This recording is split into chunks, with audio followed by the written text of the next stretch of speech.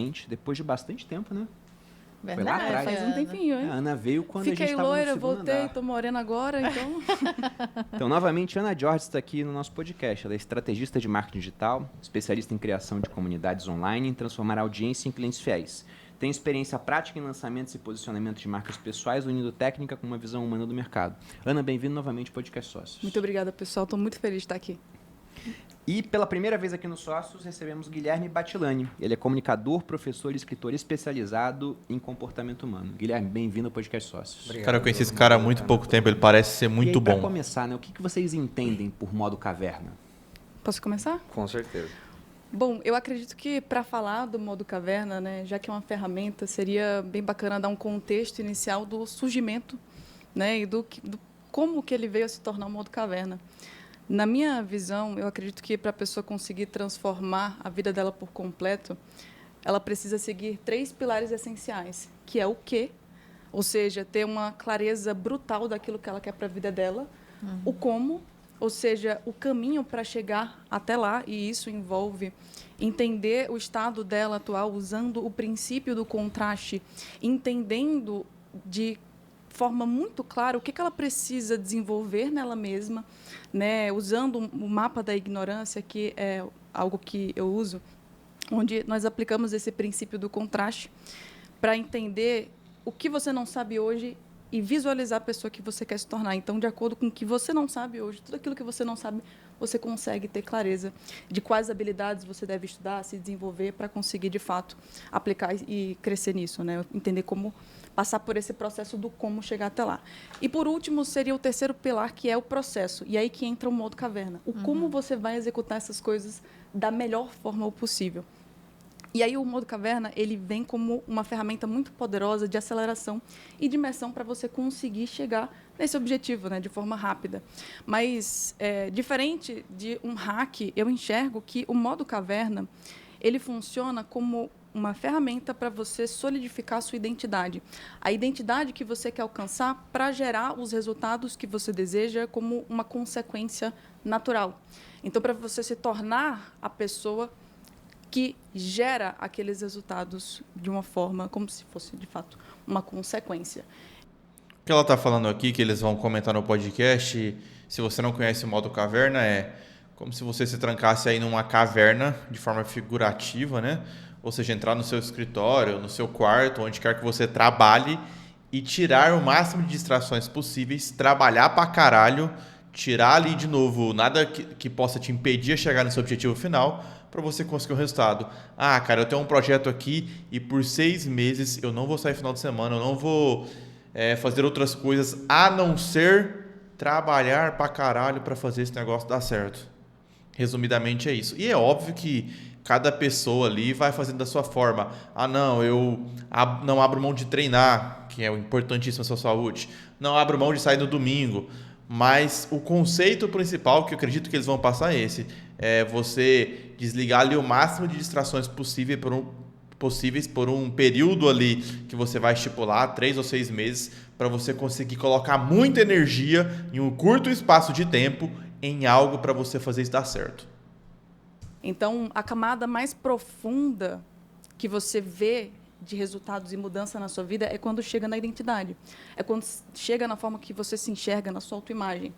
E o modo caverna, ele é uma ferramenta para que você se force por um determinado período a aplicar de forma meio que se forçando mesmo, se obrigando a executar aquilo de forma disciplinada, em um momento que se torne mais fácil, com as evidências que você construiu, de se enxergar daquela forma e aquilo se tornar um lifestyle para a sua vida. Mas, então seria uma forma de você emergir de forma tão profunda que você mesmo vai conseguir se enxergar naquele papel que você definiu no futuro. Exatamente, exatamente. Eu vejo que nós somos geradores de energia. É como se nós fôssemos cada pessoa aqui tivesse a sua própria usina de energia, e tem pessoas que conseguem iluminar um apartamento, tem pessoas que conseguem iluminar uma cidade inteira, tem outras pessoas que conseguem iluminar vários estados. Então, quando você olha para uma pessoa que às vezes você admira... tudo, né? Quase um buraco negro. Também. Ela abre um buraco de minhoca de tudo que ela... Mas, quando você olha para uma pessoa que você admira, às vezes você só olha para os bens materiais, você tem essa tendência, né, de olhar para as coisas brilhantes e não para perceber que, na verdade, aquela pessoa ela chegou num ponto de geração e gestão da própria energia que ela consegue sustentar todas essas coisas que estão na sua vida. Né? Não só o lifestyle que ela tem, mas, enfim, o resultado que ela trouxe para a vida dela. Então, eu vejo que nós somos geradores de energia. E o nosso foco, a nossa atenção é a ferramenta que faz com que a gente consiga gerenciar essa energia de forma intencional para onde a gente deseja, né? E criar qualquer coisa. A todo momento, nós estamos criando algo. Aqui, eu estou falando com vocês, nós estamos criando um podcast. Enquanto você anda, você está criando um resultado. Então, o nosso foco, a nossa atenção, ela é a ferramenta mais poderosa que existe, porque é aquilo que está no nosso controle e é aquilo que nos possibilita de criar a realidade que nós desejamos. É a ferramenta principal para que a gente consiga gerenciar a nossa energia e conquistar os resultados que nós desejamos.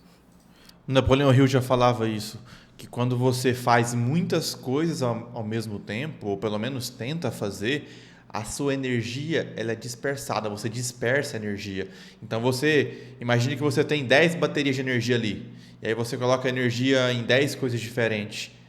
Cara, você conseguiria provavelmente um resultado muito mais rápido se as 10 baterias estivessem em uma coisa só.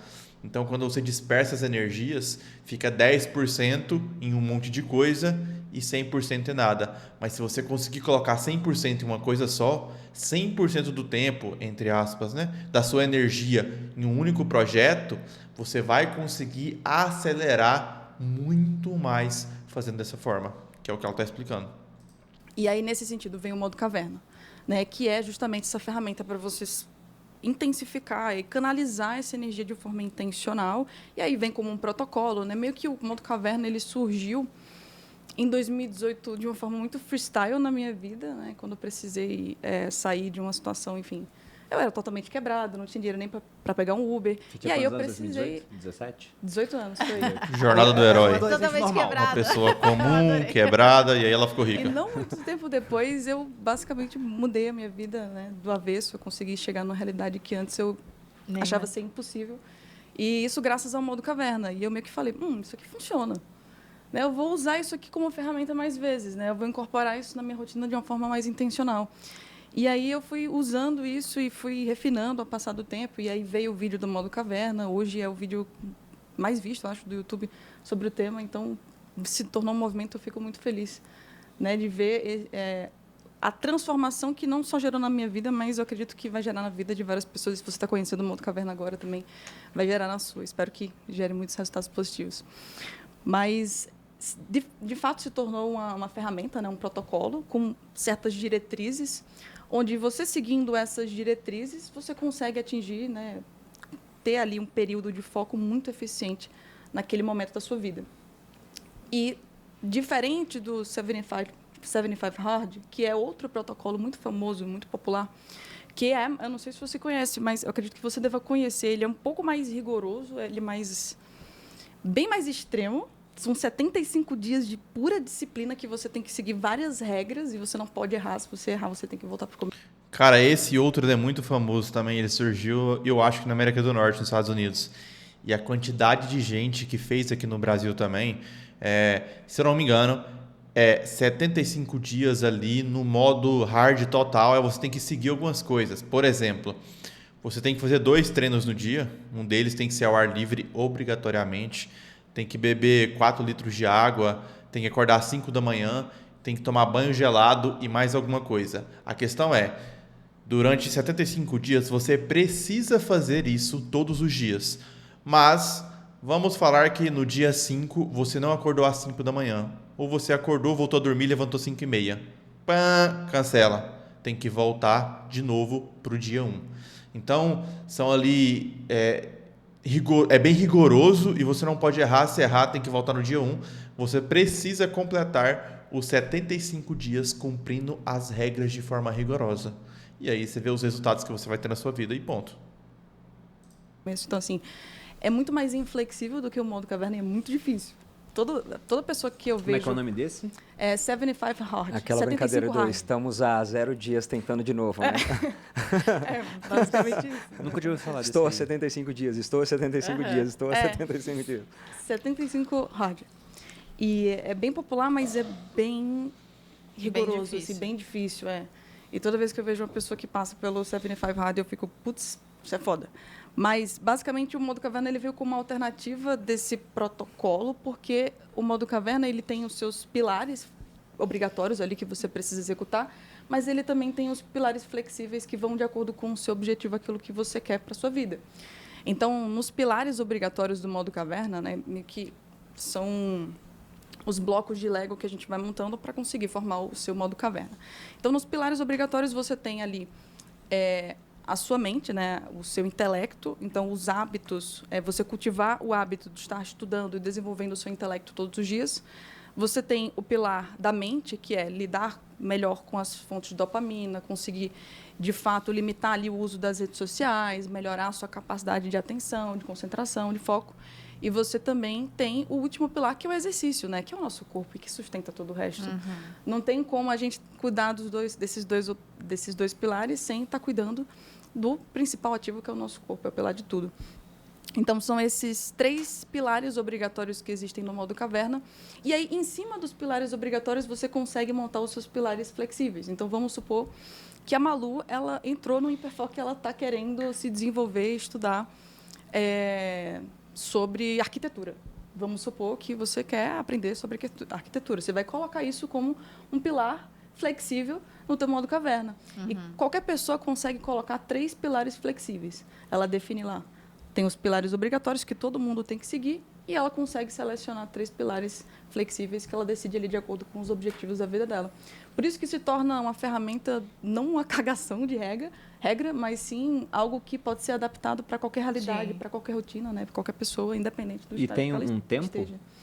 Olha, o modo caverna... Porque 75 hard, por exemplo, falou, 76. Pô, é muito extremo. É bem extremo, são 75 Eu pensei, então dias. Deve ser menos do que isso. Exato. O modo caverna, o tempo tradicional é 1 mês. 1 mês. Você consegue ali 1 mês, se você conseguir estender ali para 2 meses, 3 meses, depende ali.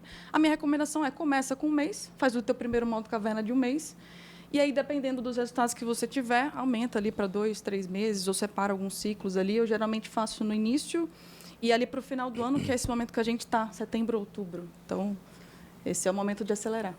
Muito bom. Inclusive, o Materializa, quando eu comecei o Materializa a primeira vez, que é um programa que eu faço de emagrecimento e hábitos, tem basicamente alguns pilares, lógico, porque a gente usa muito o corpo. E eu tenho uma frase que eu gosto que é: dominar o corpo é o primeiro passo para dominar a mente. E sempre que eu falo essa frase, tem algumas pessoas que falam: não, mas está errado, é o contrário. Primeiro você tem que dominar a mente para depois você dominar o corpo. E a ideia é justamente quebrar esse ciclo, porque quando você se força a colocar o seu corpo em movimento, a ter mais saúde, você acaba tendo mais energia para conseguir performar melhor mentalmente. E eu acho que tem um pouco a ver com isso. E a primeira vez do Materializa foi em outubro. A gente fez o programa a primeira vez em outubro. Acho que se as pessoas soubessem o quanto os filósofos antigos eram obcecados com o corpo e com a luta e com a força, acho que a gente levaria isso mais a sério, né? Uhum. Acho que quase ninguém sabe que o nome Platão não era dele. Platão não chamava Platão, porque ele era muito forte e significa ombros largos. E a luta greco-romana veio disso. Então, lógico, tinha os escravos para bancar enquanto eles ficavam em praça pública conversando, mas também ficavam saindo no soco. Então, eles levavam muito a sério essa coisa do corpo, tanto que as obras de arte revelam isso, né? Enquanto a gente tem o hábito de dividir, né, corpo e mente. Enfim, se a gente entendesse esse lado, a gente levaria o corpo bem mais a sério. Total, né? É interessante isso. O Sócrates tem aquela frase famosa que fala sobre que desgraça é para o homem envelhecer sem ver a beleza e a força que seu corpo é capaz. E é engraçado que o Nietzsche falava que o Sócrates era um antigrego, porque os gregos gostavam muito da beleza e o Sócrates era feio. Só que ele era um guerreiro. Ele salvou, acho que era o Milcíades, que era um general ateniense. Então ele era um guerreiro, ele era realmente esforçado na parte física, né? Além da parte intelectual. Mas, Batilano, eu queria ouvir tua opinião sobre o modo caverna, né? A Ana Jorge falou ali da definição, pilares, etc. Você quer acrescentar alguma coisa? Eu acho que eu seria o contraponto do modo caverna, para ser bem honesto. Eu puxei o máximo de conteúdo que eu pude sobre o tema, mas eu sou muito inclinado a acreditar que a vida ela é mais fluida do que pensada. Que a vida ela é mais... A gente responde mais do que pensa. Então, se a gente pensar nas definições da vida, em como ela se funciona no dia a dia, tem um livro muito bom chamado Comporte-se, escrito pelo Robert Sapolsky, acho que é a base do... Cara, já é a 5ª vez que eu vejo indicação desse livro. Eu vou comprar ele e vou ler. Comporte-se. Se eu fosse você, fazia o mesmo, faria o mesmo. Comportamento humano no mundo hoje, acho provavelmente o melhor neurocientista que a gente está conhecendo. Eu acho que esse cara, o Wesley, é muito fã dele, cara. Já falou pra mim 1 milhão de vezes. Leia agora é minha vez. Leia este livro, Bruno. Você vai ficar muito feliz lendo esse livro. É verdade, Wesley falou. Ele é uma obra de leitura de você realmente ficar feliz lendo. Eu tô na parte que fala de gêmeos, eu sou gêmeo, então eu leio meio tipo, eu sou gêmeo. Que legal, cara. Calma aí, qual que é o outro livro que ele indicou? Provavelmente o melhor neurocientista que a gente está conhecendo. Eu acho que esse cara, o Wesley, é muito fã dele, cara. Já falou pra mim 1 milhão de vezes. Leia agora é minha vez. Agora é minha vez o nome do livro. Você vai ficar muito feliz lendo esse livro. É verdade, Wesley falou. Ele é uma obra de leitura de você realmente ficar feliz lendo. Eu tô na parte que fala de gêmeos, eu sou gêmeo, então eu leio meio tipo, eu sou gêmeo. Que legal, cara. Só que eu sou bivitelino. Então existe... diferente. E todo antropólogo ou psicólogo, quando descobre que 2 gêmeos foram separados na infância, os caras ficam eufóricos, assim, não, me dá os 2 que eu quero estudar, né? Então eu sou muito inclinado a acreditar que a vida ela é mais fluida do que isso. E também sou apaixonado por números, cara. É uma paixão que eu tenho. E quando a gente testa métodos assim do que é funcional e do que é disfuncional, eu sempre vou fazer o questionamento dos números. Eu fiz faculdade de sociologia, então a gente estudava antropologia e eu tinha uma professora que falava que mais importante do que o resultado da pesquisa é o método feito pela pesquisa. Então, se a gente ir na USP e perguntar quem que vai ganhar as eleições do ano que vem, a gente vai ter uma resposta muito específica. E se a gente for na Paulista, numa manifestação bolsonarista, a gente vai ter outra resposta muito específica. Então, a professora falava, cuida do método. E se a gente... Separei 3 exemplos simples assim para a gente entender. Se a gente pegar, por exemplo, o grupo de... Cara, eu sempre vou bater nessa tecla e para ficar muito claro isso na sua cabeça. Bons comunicadores sempre trabalham com histórias e com exemplos muito didáticos, reais e até visuais para ficar mais claro o entendimento para todo mundo que está assistindo. Então, se você quer melhorar a sua comunicação, coloque exemplos visuais, histórias, referências de livros, de filmes, de séries. Isso vai enriquecer muito a sua comunicação. Brasileiros que passaram em concursos públicos muito concorridos. Temos aqui militar, né? Pega o ITA, pega o IME, aí medicina na USP, diplomacia, Ministério Público, concursos muito concorridos. Um erro crucial que a gente comete é que a gente pega uma amostra de 1000 pessoas, por exemplo, que passaram nesses concursos. E a gente pergunta para eles, o que vocês fizeram para passar nesses concursos? E aí, vamos supor que, em média, a resposta foi, cara, eu estudei 4 anos seguidos, em modo caverna, 8 horas por dia, sem parar. E aí a gente tem uma resposta simples. Quer dizer, então, que se eu estudar 4 anos seguidos por 8 horas, eu vou passar. Parece, mas não. Não, porque o método está errado. Correlação não é o que a gente teria que buscar? O mesmo número de pessoas, pegando uma amostra de 1000 pessoas que tentaram passar no concurso, estudando 8 horas por dia por 4 anos, e ver quantas passaram. Então, supostamente, de 1000 a amostra, 40 passaram. Corta zero, vai dar 4%. Então, ou seja, se eu estudar 8 horas por dia por 4 anos, eu tenho 4% de chance de passar. É melhor que 0, né? Muito bom isso aí. Um outro ponto que eu gosto de citar é Instagram, por exemplo. Muita gente vende fórmulas para crescer no Instagram. Aí eu brinco, né? A coisa mais fácil do mundo é achar padrão. Se eu olhar para o céu estrelado e querer achar um elefante, eu vou encontrar um elefante. Achar padrão quando a gente está procurando é fácil. Se a gente pegar uma turma de pessoas que tem 500 mil seguidores, por exemplo, uma amostra de 1000 pessoas que tem 500 mil seguidores no Instagram, provavelmente vai haver um padrão de eles têm mais de 1000 publicações. Todo mundo aqui provavelmente tem mais de 1000 publicações. Quase 7 mil. Quase 7 mil. E aí a gente vai concluir que basta eu publicar 1000 vezes, então, que terei 500 mil seguidores no Instagram. Errado de novo. Significa que, se eu pegar uma amostra de 1.000 pessoas que publicaram... Acho que antes de eu ter 500 mil, eu já tinha 1.000 publicações, com certeza. Eu também. E a questão é que a gente olha para a pessoa que passou, vamos pegar uma amostra de 1.000 pessoas que tem 1.000 publicações, e quantas delas tem 500 mil? Provavelmente vai ser 50. Tá? Uhum. Corta zero, vai dar 5% de novo. Então, se você publicar 1.000 vezes, você tem 5% de chance de dar certo no Instagram. Outro exemplo, para quem gosta de futebol e matemática, desculpa, eu vou cometer alguns erros simples aqui, mas todo brasileiro vai entender. A gente pega a categoria de base de futebol. Tentei ser jogador, não consegui, e infelizmente, eu nasci no país do futebol, tive que trabalhar com comunicação. Né? Se a gente pegar... Só dando uma pausa rápida aqui, eu esqueci o nome dele, Guilherme Batilani. Eu já tinha visto alguns cortes, muito poucos cortes dele, mas eu já via que ele era muito bom. Eu gosto muito desse tipo de raciocínio do Guilherme, porque ele traz uma construção muito inteligente por trás para defender aquilo que ele acredita. Ponto 2. A Ana Jorge, ela pegou e fez uma construção ali, uma explicação de como que é o modo caverna, e ela falou que deu muito certo para ela.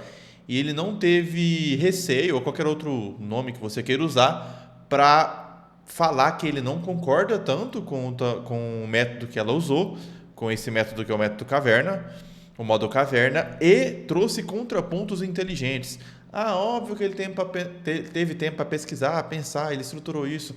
Cara, enfim, independente disso, sem também ele montar e estruturar isso, ele teria uma boa resposta por causa de quem ele se tornou, de quem ele é, pela vivência que ele teve de vida.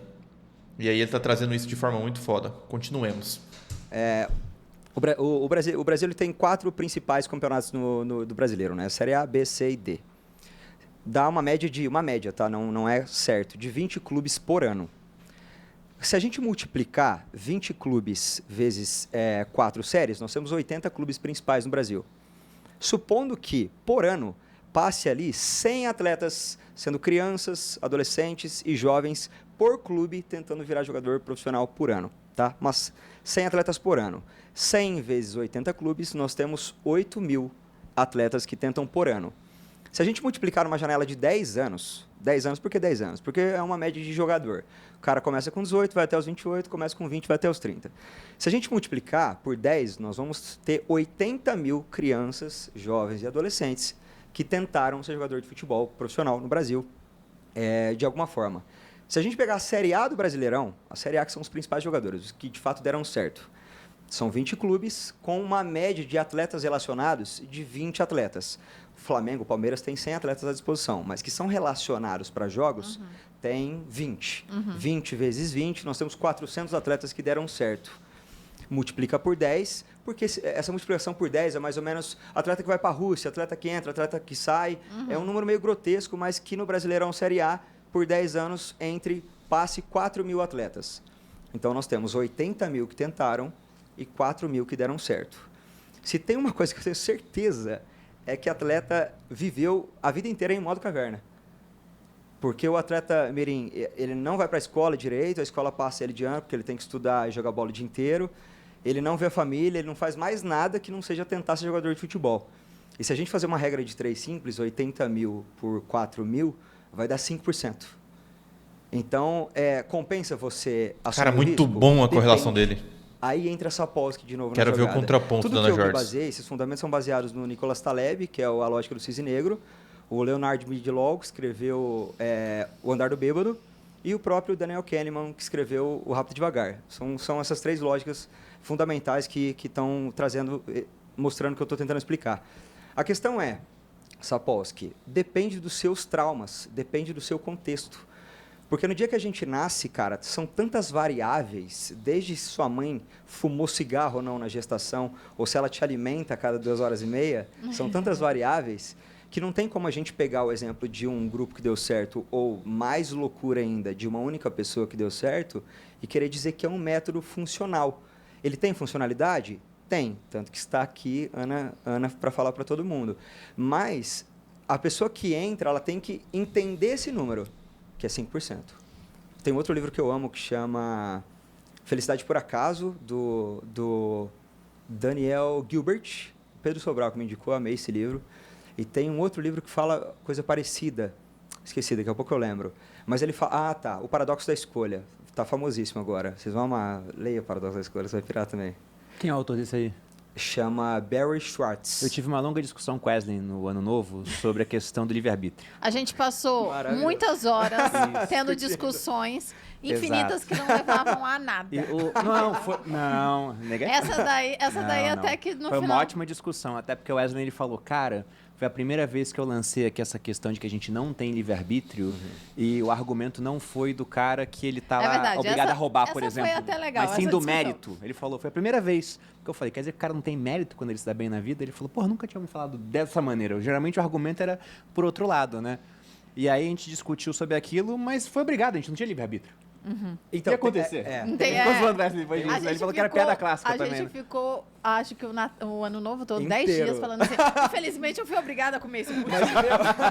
Eu não tenho livre-arbítrio. Tem uma ideia que eu amo, que ela fala assim... O pudim sempre vencia. Nenhum acontecimento acontece de forma isolada. Nenhuma decisão acontece de forma isolada. Vamos pegar uma situação bem dia a dia. Supondo que a gente está andando aqui na rua, na Paulista, para uma velhinha e fala assim, onde fica o metrô tal? Aí você fala, fica lá, só seguir reto, ande 500 metros e a senhora vai chegar lá. E ela fala, obrigado, mocinho, e estica a mão para mim. E eu estico a mão para ela e a gente aperta a mão. Supostamente, supondo que o evento seja apertar a mão.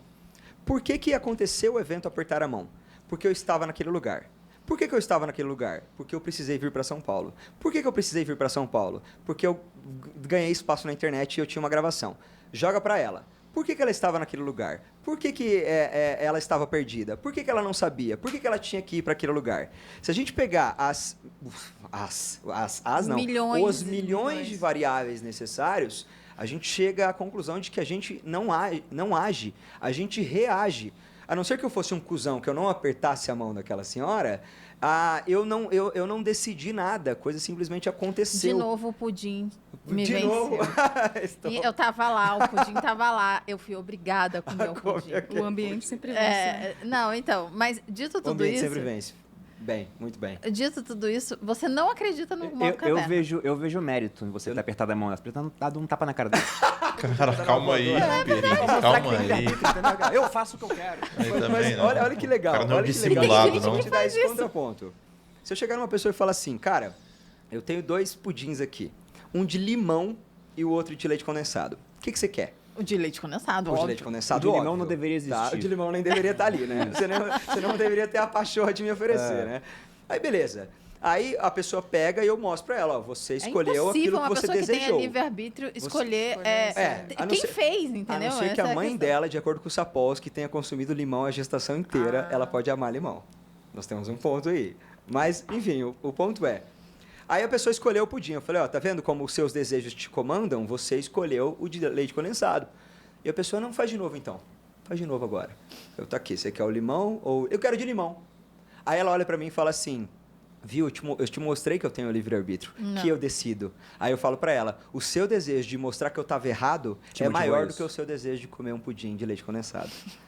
Então, é sempre uma cadeia de reações diante de desejos baseados e fundados em questões de genética e interação ambiental. Então, se seu pai te abandonou, se sua mãe te abandonou, quem foram as pessoas que você conviveu na sua vida, tudo isso gera uma cadeia de acontecimentos que a maneira como você interpreta e faz a leitura da vida, ela é muito individual, cara. Tanto que alguém poderia ter dado uma voadora na velha, não seria o meu caso. Mas tem pessoas que cometem esse tipo de atrocidade. Uma das minhas paixões antes de eu começar a estudar comportamento era estudar psicopatia. E praticamente todos os casos de pessoas que fazem coisas que são consideradas completamente abomináveis pela sociedade passaram por experiências tão abomináveis quanto na infância. Se você pegar um caso famoso, o Maníaco do Parque, por exemplo, cresceu perto de um frigorífico, ou seja, matança era rotina para ele. Caramba, que bizarro! E ele foi abusado sexualmente na infância. E aí você olha, não é um contexto isolado, não é um cara... Óbvio que esse cara tem que ficar o resto da vida preso, mas não é um cara aleatório que falou, por que não matar mulheres na rua, entendeu?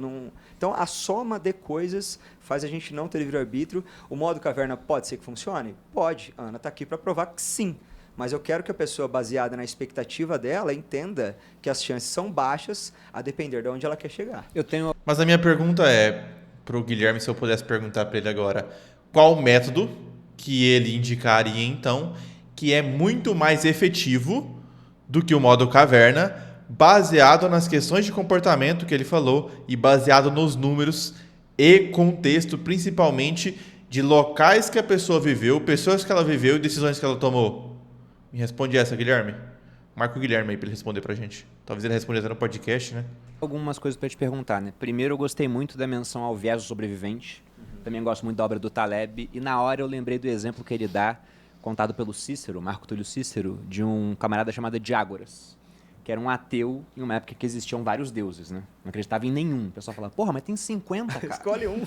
Em alguns você tem que acreditar. Ele falava, não, nenhum. Aí levaram ele. Não tinha livre-arbítrio.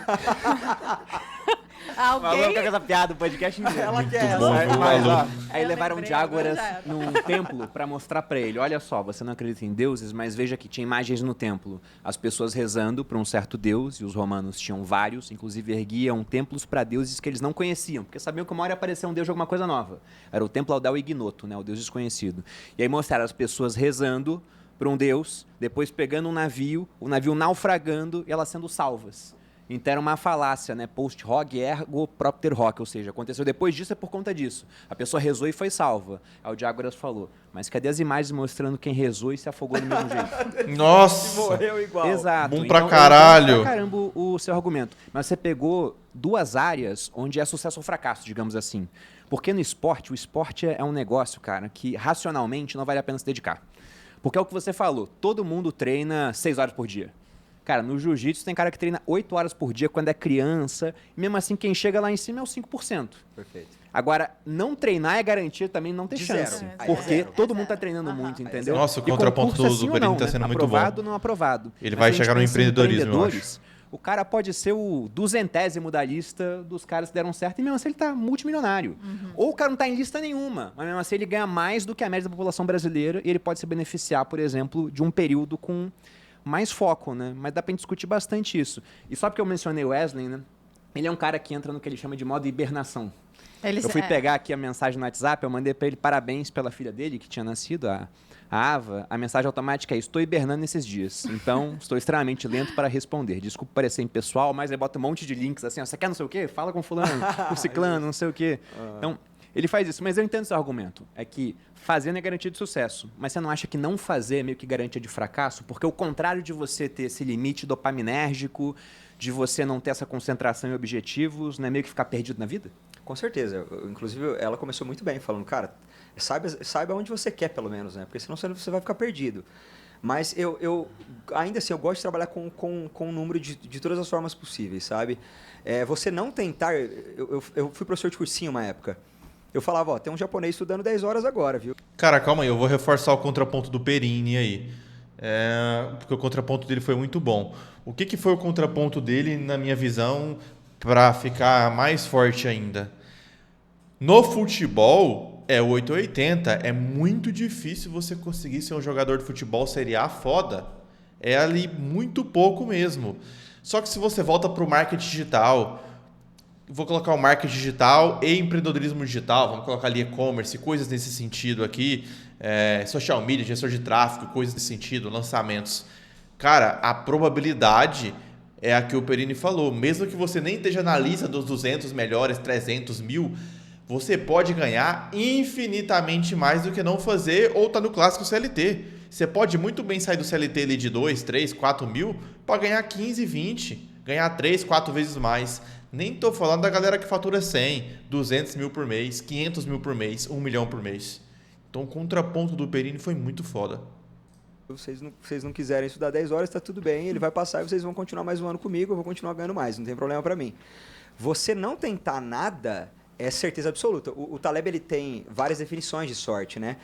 Ele fala que existe a sorte aleatória, que inclusive eu achei legal que você falou assim, o modo caverna caiu de maneira aleatória na minha vida. E eu tipo, yes, vai dar assunto. Ele tem a sorte aleatória, que é você tá andando na rua e você encontrar R$100. Ele tem a sorte contextual, que é, por exemplo, você é um virologista da USP, ninguém te conhece, você é só um virologista da USP, só a turma te conhece.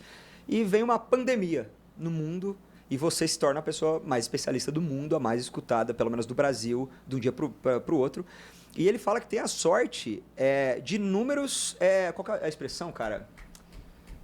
Não é números elevados, mas é a sorte numérica, de quanto mais você tentar, maiores são as suas chances. Ele fala que o sucesso é como se fosse uma chuva de meteoro. A sorte, no caso, é uma chuva de meteoro. Quanto mais você tenta, maior você aumenta a sua superfície de contato para o meteoro cair em cima de você. Sim. Eu brinco com os meus amigos, antes de eu entrar na faculdade, ou durante o período da universidade, eu brincava com eles quando a gente ia para as cervejadas, para as festas. Os caras, não pego ninguém. Lógico, você chegou em 2 pessoas. Eu cheguei em 20, entendeu? A chance de eu beijar alguém na boca com 20 tentativas regra básica ela é de bem número. maior do que você tentar com 1 ou 2 pessoas. A chance de você crescer na internet com 1000 publicações, ela é muito maior do que você postar 5 vezes e falar, acho que isso aqui não é para mim, vou desistir.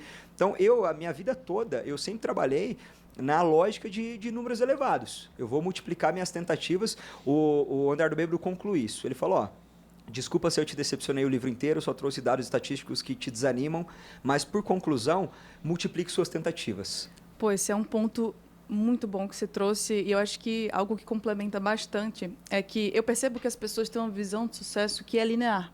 Ou seja, elas acreditam que se elas colocam, sei lá, 50% do esforço, elas vão obter 50% de resultado. Mas é exatamente como você falou, você aumenta o raio em que o meteoro consegue cair, aquela região, exatamente. E na minha visão, eu acredito que você consegue, o tamanho de esforço que você coloca em algo para obter um resultado significativo precisa ser acima de 80% para você conseguir colher, de fato, resultados exponenciais naquilo. Então, muitas pessoas acabam com essa ideia de que o sucesso é linear e se eu colocar 50% aqui, 20% aqui, 30% aqui, eu vou ter esses resultados mais ou menos na minha vida. Só que a pessoa não para pensar que o nosso cérebro é como se fosse um CPU de processamento e que se você abre várias janelas ao mesmo tempo, aquilo vai consumir a tua memória RAM, aquilo vai consumir a tua carga de processamento. Então, aquela pessoa, ela está fazendo malabarismo ali, tentando conciliar e ter resultado em várias coisas na vida dela, acreditando nesse princípio de que é só colocar essa X quantidade que eu vou ter esse retorno X aqui. Mas, na verdade, para que ela consiga ter um resultado significativo naquilo que ela busca, ela deveria estar colocando pelo menos 80%. Porque aí ela entra num princípio que é exponencial.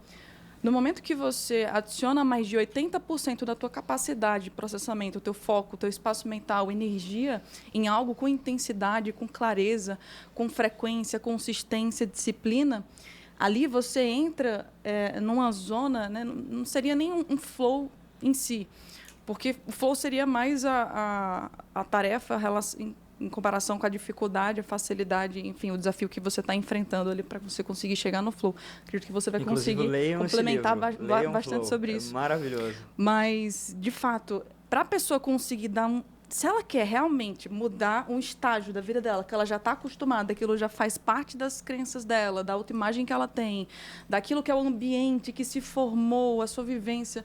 Então, o seu modo padrão de agir, se ela não dá aquele empurrão inicial e se ela não coloca um esforço maior do que 80%, é muito difícil dela conseguir ter um crescimento ali de resultado naquele tema específico. Como é que a pessoa quantifica? 80, 30, 20, 10? O quanto da tua capacidade de pensamento, espaço mental, você está alocando em uma coisa. Mas então, não é o modo caverna isso? é 100% subjetivo, não tem como a gente quantificar. O número é para tomar vergonha na cara, né?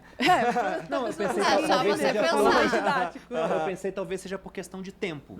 Vamos supor, eu tenho 18 horas do dia acordado. Será que não é? Cara, é a forma mais lógica. Exato. Tem que botar todo esse tempo. No caso, você vai ficar praticamente fazendo o que você decidiu por todo o tempo possível, o resto são atividades da vida. de manutenção de vida. De vida. Escovar os dentes. Tomar banho, comer, comendo, treinando. E, sei lá, e talvez socialização mínima que eu é acho necessário. Que, então, esse ponto me pega muito, porque... Socialização é necessário? Realmente? Na minha concepção, sim. Não socialização... Com quem? Quanto? Talvez com a pessoa que está do seu lado. Eu vou dar um exemplo, né? Porque na hora que a gente... no brainstorming, assim, com a equipe, decidiu fazer um episódio sobre isso, eu pensei, cara, eu alguma vez já fiz algo parecido com o que eu pesquisei rápido e vi que era o modo caverna. E eu só achei um único episódio da minha vida, que foi quando eu estudei para passar no concurso de oficial do Exército, né? Fiz a prova para SpaceX, lá em Campinas. A primeira vez que eu fiz a prova, eu não levei a sério, eu não passei. Na segunda vez, eu falei, cara, agora eu vou passar. Aí eu larguei a escola, eu estava do 2º para o 3º ano. Eu não fiz o 3º ano no Colégio Militar do Rio de Janeiro, eu simplesmente larguei. Eu já não entrava na internet naquela época, que então não foi muito... não tinha internet na minha casa para eu entrar, então não foi muito difícil. Caralho, o cara não tinha internet para não entrar. Que eu fiquei fora de redes sociais, não acessei o Orkut durante um período inteiro. Acho que eu nem tinha Orkut ainda para acessar. MSN, essas coisas. Na comunidade, eu não tava nada disso. E eu só ia pro cursinho e estudava. Era o dia inteiro, assim, eu estudava 6 horas por dia. E eu lembro que eu fiquei em redação na primeira vez. Então, eu fazia uma redação todo sábado. E aí, no final do ano, eu tinha umas, 40 redações. Aí, quando eu fui ler do começo do ano, parecia que um orangotango tinha escrito aquele negócio. Era totalmente diferente da redação do final do ano. Né? E eu vi, caramba, olha o tanto que eu evoluí. E aí, quando eu fiz a prova, eu passei. Só que esse não foi o único benefício, né? Porque antes de fazer esse modo caverna, digamos assim, eu me achava uma pessoa de uma inteligência mediana.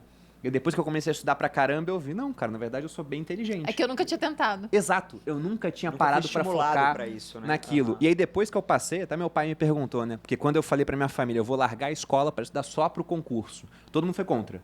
Meu pai foi o que falou, tudo bem, vai lá, você quer fazer isso?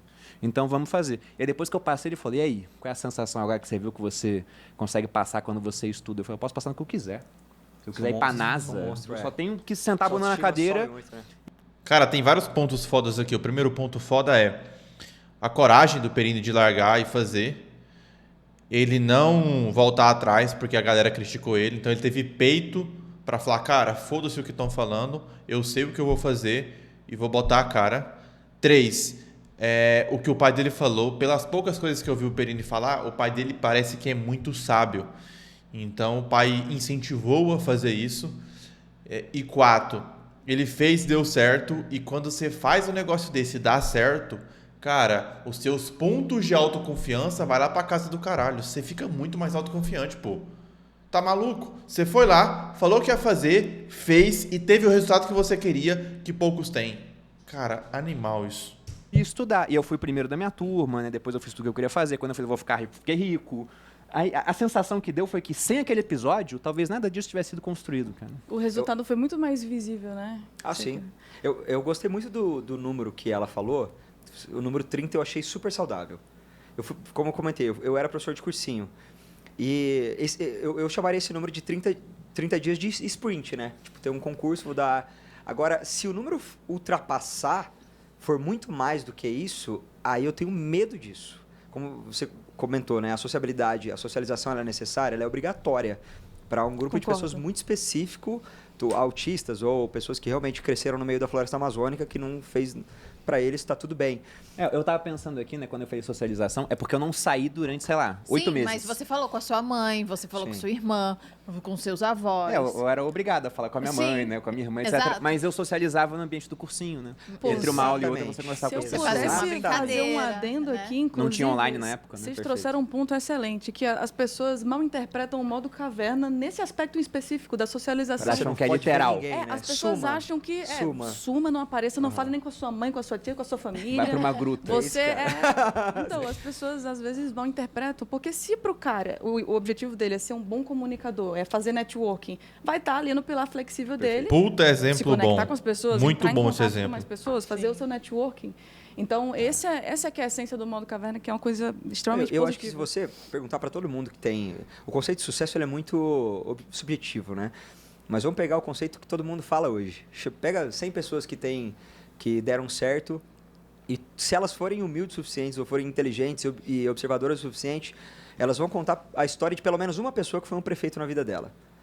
Se não fosse tal pessoa, tivesse me colocado naquele lugar, na hora certa, eu não estaria aqui. Se não for, era um sonho para mim estar aqui hoje. Era um sonho. Não sei se foi o Lucas que me botou no PrimoCast, eu não sei o que aconteceu, mas teve um prefeito nessa história para eu estar aqui hoje. Acho que foi o Lucas mesmo. E o ponto se você se isolar, você está fugindo desse prefeito, desse provável prefeito. Às vezes, o sucesso está muito mais associado à capital social, que é as pessoas que você vai conhecendo no meio do caminho, do que ao esforço pessoal. Porque, gente esforçada tem muito mais que... Capital social, muito bom isso. Capital social, talvez eu esteja falando merda, mas é o quanto você é bom em várias coisas. É o quanto você investe em si mesmo, o quanto a sua comunicação é boa, as suas ideias, a sua capacidade de expor ideias, as suas habilidades pessoais, as suas habilidades interpessoais, tudo aquilo que forma você. Isso é seu capital social. Nossa, que pessoa foda. Acho que uma frase para resumir é isso. E ele falou que o capital social é extremamente importante. Tem um livro que chama Capital Erótico que fala sobre isso. Vou voltar aqui, isso aqui que é interessante. Nessa história para eu estar aqui hoje. Acho que foi o Lucas mesmo. E o ponto é, se você se isolar, você está fugindo desse prefeito, desse provável prefeito. Às vezes, o sucesso ele está muito mais associado à capital social, que as pessoas que você vai conhecendo no meio do caminho, do que ao esforço pessoal. Porque, gente esforçada tem muito mais do que a gente imagina. O problema é que a gente não dá atenção para essas pessoas porque ela não colhe os resultados que a gente está acostumado a observar. Mas eu brinquei esses dias, eu falei, cara, se eu andar 4 quadras em São Paulo, eu acho 3 comunicadores melhor do que eu. Então, o que aconteceu que eu tô aqui no Sócios e ele não está? Muita coisa aconteceu. Então, a coisa do isolamento, muito bem posicionado, falou, não, gente, não se isolem, não é assim. Você está perdendo oportunidades que você teria se você estivesse exatamente no meio da galera, entendeu? Exato. Mas aí tem que ser uma exposição intencional, assim como o modo caverna como um todo é intencional, né? Eu acho que se a pessoa falar, não vai dar certo, eu acho que é o que o Bruno falou. Você vai sair transformado de alguma forma se você tiver a intencionalidade correta e você de fato fazer. O que muitas vezes vai acontecer é a pessoa não saber exatamente o que ela quer, ela tá ali estudando sei lá o que de forma mediana e aí no final das contas ela não teve a imersão correta e aí ela vai dizer, não deu certo. Então eu acho que também tem muito do tentou pouco, né? Concordo perfeitamente. Fez pouco. Mas eu ia perguntar sobre uma outra coisa também, porque quando a gente falou de modo caverna, uma das imagens que veio na minha cabeça é isso, o cara meio que ficar isolado. E eu lembrei de algo que o Fábio Oliveira, que é um especialista em vendas, muito bacana, um cara excepcional, ele me falou, ele foi para um retiro, o nome era Vipassana. O que ficou sem falar? 10 dias. Foi chocante aqui. Sem falar. Que isso, o cara foi para um retiro para ficar 10 dias sem falar. Que me falou disso. A gente. E foi num Eu já fiquei um dia em um retiro de tempo. Ele falou sobre isso, aí outra pessoa falou sobre isso também. Eu falei, cara, se o terceiro falar, eu vou. Não apareceu o terceiro. Olha o poder. Deve ter morrido. Depois até apareceu, mas depois que apareceu, eu falei, não dá, né? Pô, Malu já tava grávida, ia nascer criança, não dá pra falar. Amor, Maria Tereza, dá um tempinho pro papai, né? Segura aí, porque eu vou ficar 10 dias numa sala sem falar com ninguém. Mas, cara, o engraçado é que as duas pessoas que me falaram disso num intervalo muito curto de tempo falaram, olha, foi transformador, cara, porque nunca na minha vida eu tinha ficado tanto tempo sem falar, você ficava lá sentado meditando, você começa a pensar um monte de coisa, você dá um novo rumo pra sua vida, reorganiza. Final, eu falei, como se você estivesse colocando alto-falante nos seus próprios pensamentos. Foi isso que eu entendi dele falar. Você está ouvindo você mesmo. Ele poderia ter feito isso numa fazenda e não num lugar específico para isso, entende? Eu acho que as pessoas criam... Aí é Kahneman puro, não é nem eu que estou falando. Não, eu super concordo. Antes do que ele vai falar que você poderia ter feito isso numa fazenda, mas muitas pessoas, elas precisam de estímulos externos para conseguir fazer alguma coisa. Mas é muitas pessoas. Então, talvez, olha o contexto, talvez nesse contexto, nessa história aí, a pessoa precise pagar para ir no retiro, para ter a motivação de outras pessoas ali, para ter ali, ela estar junta a um grupo, para ela conseguir ficar esses dias em silêncio aí. Porque, cara, talvez ela vai para a fazenda e tem outras pessoas, as pessoas não vão entender, não vão querer fazer, ou talvez ela sozinha, ela não vai ter a motivação que ela precisa aí, a força de vontade. Esse é um bom contraponto. As pessoas vivem determinadas experiências e criam uma narrativa para justificar aquela experiência. Mas a experiência é muito mais aleatória do que ela imagina, só que a narrativa que foi criada na cabeça dela... Você está tirando a fantasia das pessoas. Estou, cara. Eu sou um ser humano de... Você acha que não compensa? Fudeu com o rolê da galera. Eu tenho vizinhos de sítio que já ficaram 10 dias na casa deles sem falar com ninguém. Tá, mas não provavelmente só ele falava o dia inteiro, né? sozinho. Mas é sem ter acesso a nenhum outro pensamento. Não é só não falar. Não é isso? Você não podia ler, não podia fazer nada. É isolado mentalmente. Mas isso com certeza não é saudável. Liga pro Wesley aí. Vamos ver se isso é saudável. Liga pro Wesley, nosso cérebro, gente, foi muito evoluído para lidar com gente. Tanto que fofoca é a coisa mais gostosa do mundo. Animais sociais. Né? Completamente. A curiosidade, quem tá fazendo o quê, por que tá fazendo. A gente tem muito medo de decepcionar líderes, né? Porque se o líder isola a gente morria quando a gente era caçador-coletor. Então, nós somos bichos muito sociais. Criar uma narrativa de que você ficar 10 dias num lugar convivendo com pessoas sem falar com elas e você me falar que isso é saudável, eu preciso de alguém muito bom para me explicar que isso é bom, entendeu? Agora a pessoa volta e fala, foi transformador. Cara, qualquer coisa que você fizesse diferente. Lembra, quando a gente brinca, vou ser meio polêmico aqui agora, mas uma vez meu pai falou que cloroquina ia salvar a vida dele. Eu falei, pai, come melancia, que talvez dê o mesmo resultado. Talvez seja puro placebo da tua cabeça, só que você está colocando um negócio que não tem fantasia nenhuma e você está criando a narrativa de que pode ser aquilo. Então, cara, eu tenho contrapontos contra esse contraponto dele, só que essa questão da narrativa é muito bom, por quê? Porque nós compramos alguns tipos de carro mais caro, por causa de narrativa. Os filmes são narrativa, as músicas são narrativa, a nossa vida, tudo que está em volta foi construído narrativas que a gente acredita. A política é uma narrativa, direita, esquerda, religião, tudo é uma narrativa. Então, as pessoas vendem tudo por causa de narrativa. Não estou falando que eu acredito ou não, é certo ou errado, mas o Legendários é uma grande narrativa. Você sobe a montanha com a galera lá, fica gritando a U, e aí você volta muito diferente porque você teve um encontro com Deus e agora você lê a Bíblia e é uma pessoa transformada. E, cara, já tem contrapontos aí que eu assisti que não é o meu contraponto, mas é o de alguém. Cara, se você precisa subir numa montanha para estar próximo de Deus, se você precisa subir numa montanha para escutar outras pessoas lá, outros caras, ficar gritando, se você precisa subir na montanha para parar de bater na sua esposa, se você precisa subir na montanha para parar de usar droga. E outra coisa, depois que você volta, é que você vai descobrir se a pessoa mudou ou não. Não é, a pessoa passou 3 dias lá, a pessoa mudou para sempre. Calma lá, espera 20 dias, 1 mês, 3 meses. O nosso comportamento, pega o que esse cara tá falando, que o Wesley fala, ele é moldado, não é do dia para a noite, é uma construção que você vai mudando aos poucos. Pega uma pessoa que começa a fumar, ela não começa a fumar em 3 dias e nunca mais ela parou de fumar. Não, tem uma construção ali de hábito, de tempo. Para ela parar de fumar também, é uma construção ali. Eu acho que é muito raro essa questão da pessoa mudar do dia para a noite alguma coisa. Então, vamos ter que pegar números aí e analisar isso, para saber o que é real e o que não é. Se eu botar esse cara em cima de um cavalo e deixar ele 10 dias em cima de um cavalo, ele vai voltar falando que foi tão transformador quanto ficar 10 dias sem falar com ninguém. Verdade. Entendeu? A narrativa que a gente cria, ela é muito importante. Você tem alguma visão sobre isso? Pô, eu concordo. Eu acho que o que você dá para as coisas muda tudo. Eu concordo. Eu acho que é uma visão complementar. Eu acho que a forma que você... O tom que você dá para aquilo que você está vivendo, enfim, a visão do que você quer extrair daquela experiência é o que muda tudo, de fato, entendeu? É o que o Bruno passou quando ele teve esse momento de estudos e ele teve uma diferença muito significativa. E a ideia é justamente essa. Quando você para ver, por exemplo, se nós fôssemos colocar num gráfico, né? Se a gente fosse colocar num gráfico essa exponencialidade a partir de 80% que você coloca de esforço, você vê que antes desses 80%, você estava tendo ali só 20%, 30% de resultados. E aí, depois que você passou de 80% que você coloca naquela atividade, aquilo entra num momento ali na linha de exponencialidade muito maior.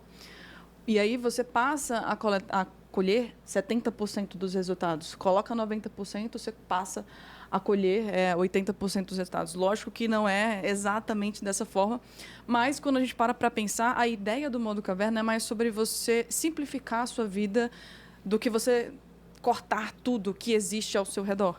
Então, é sobre você abrir espaço para as coisas certas. Você limpar a sua mente, você simplificar a sua vida de forma que se torne fluido e muito mais fácil de você executar aquilo que você está se propondo a fazer. Você citou o Flow, né? Eu tatuei Flow no meu peito, cara. Eu sou apaixonado pelo livro Flow. E ele ensina, acho que a parte melhor do modo caverna é que, de fato, o primeiro dia é como se você estivesse na marcha 1 do carro, né? Então, consome muito combustível, consome muito motor, consome câmbio, consome tudo. Aí, o segundo, terceiro dia, você já vai para a segunda marcha, terceira marcha. Lá pelo dia 30, você está num flow, que você está em quinta marcha, você já não gasta mais energia. E isso, de fato, vai ficando natural para você. Eu vivi uma época de cursinho também para passar no vestibular. Tinha vida de colégio público, meu irmão. E para disputar com a galera do Marista, não tinha como, né? E aí, eu arrumei um emprego de porteiro de prédio noturno para eu estudar toda a portaria que eu tava. E na época não tinha internet na portaria, então a única coisa que me restava era ler livro por 12 horas seguidas durante toda a noite. Sem falar com ninguém. Sem falar com ninguém. Era no máximo, boa noite, dona Maria, você quer ajuda com a sacola? Entendeu? Foi transformador. Cara, foi transformador. Pegou ele no pulo, pô, muito bom. Cara, foi legal aqui. Nos primeiros dias, meu irmão, ficar 12 horas olhando para livro e vendo a Dona Maria passar com a sacola e abrir o elevador para Dona Maria foi muito difícil. Mas depois de 2, 3 meses em modo caverna literal, eu lembro de ler, era a coisa mais fácil do mundo para mim. Eu lia 10 horas seguidas porque não tinha mais nada para fazer. Só que tinha um ponto. Calma aí, Guilherme. 10 horas seguidas? Você não bebia água, não ia no banheiro, 10 horas seguidas, aí foi foda, meu amigo. Que me pegou, e eu acho que é esse o contraponto que eu quero trazer em relação à socialização. Foi a fase que eu me senti mais sozinho, carente na vida. E eu fiquei extremamente vulnerável emocionalmente. Então, qualquer menina que aparecesse na minha vida podia ser uma cracuda, eu ia me apaixonar perdidamente por ela. Ela ia me tratar mal, ela ia me judiar, ela ia fazer tudo. E como eu estava numa situação de vulnerabilidade, quando a gente não está em situações normais de temperatura e pressão, né, a gente está num contexto que não nos ajuda, não favorece, a gente começa a aceitar coisas que a gente não aceitaria. Eu trabalhei com relacionamento 3 anos já, praticamente. A galera só pedia isso na caixinha e a minha equipe falou, tá, então vamos falar de relacionamento amoroso no teu Instagram, né? E as pessoas que vinham me contatar, ou até contratavam a consulta comigo, 90 e poucos % dela estava numa situação vulnerável na vida. Uhum. E não numa situação vulnerável apenas no relacionamento.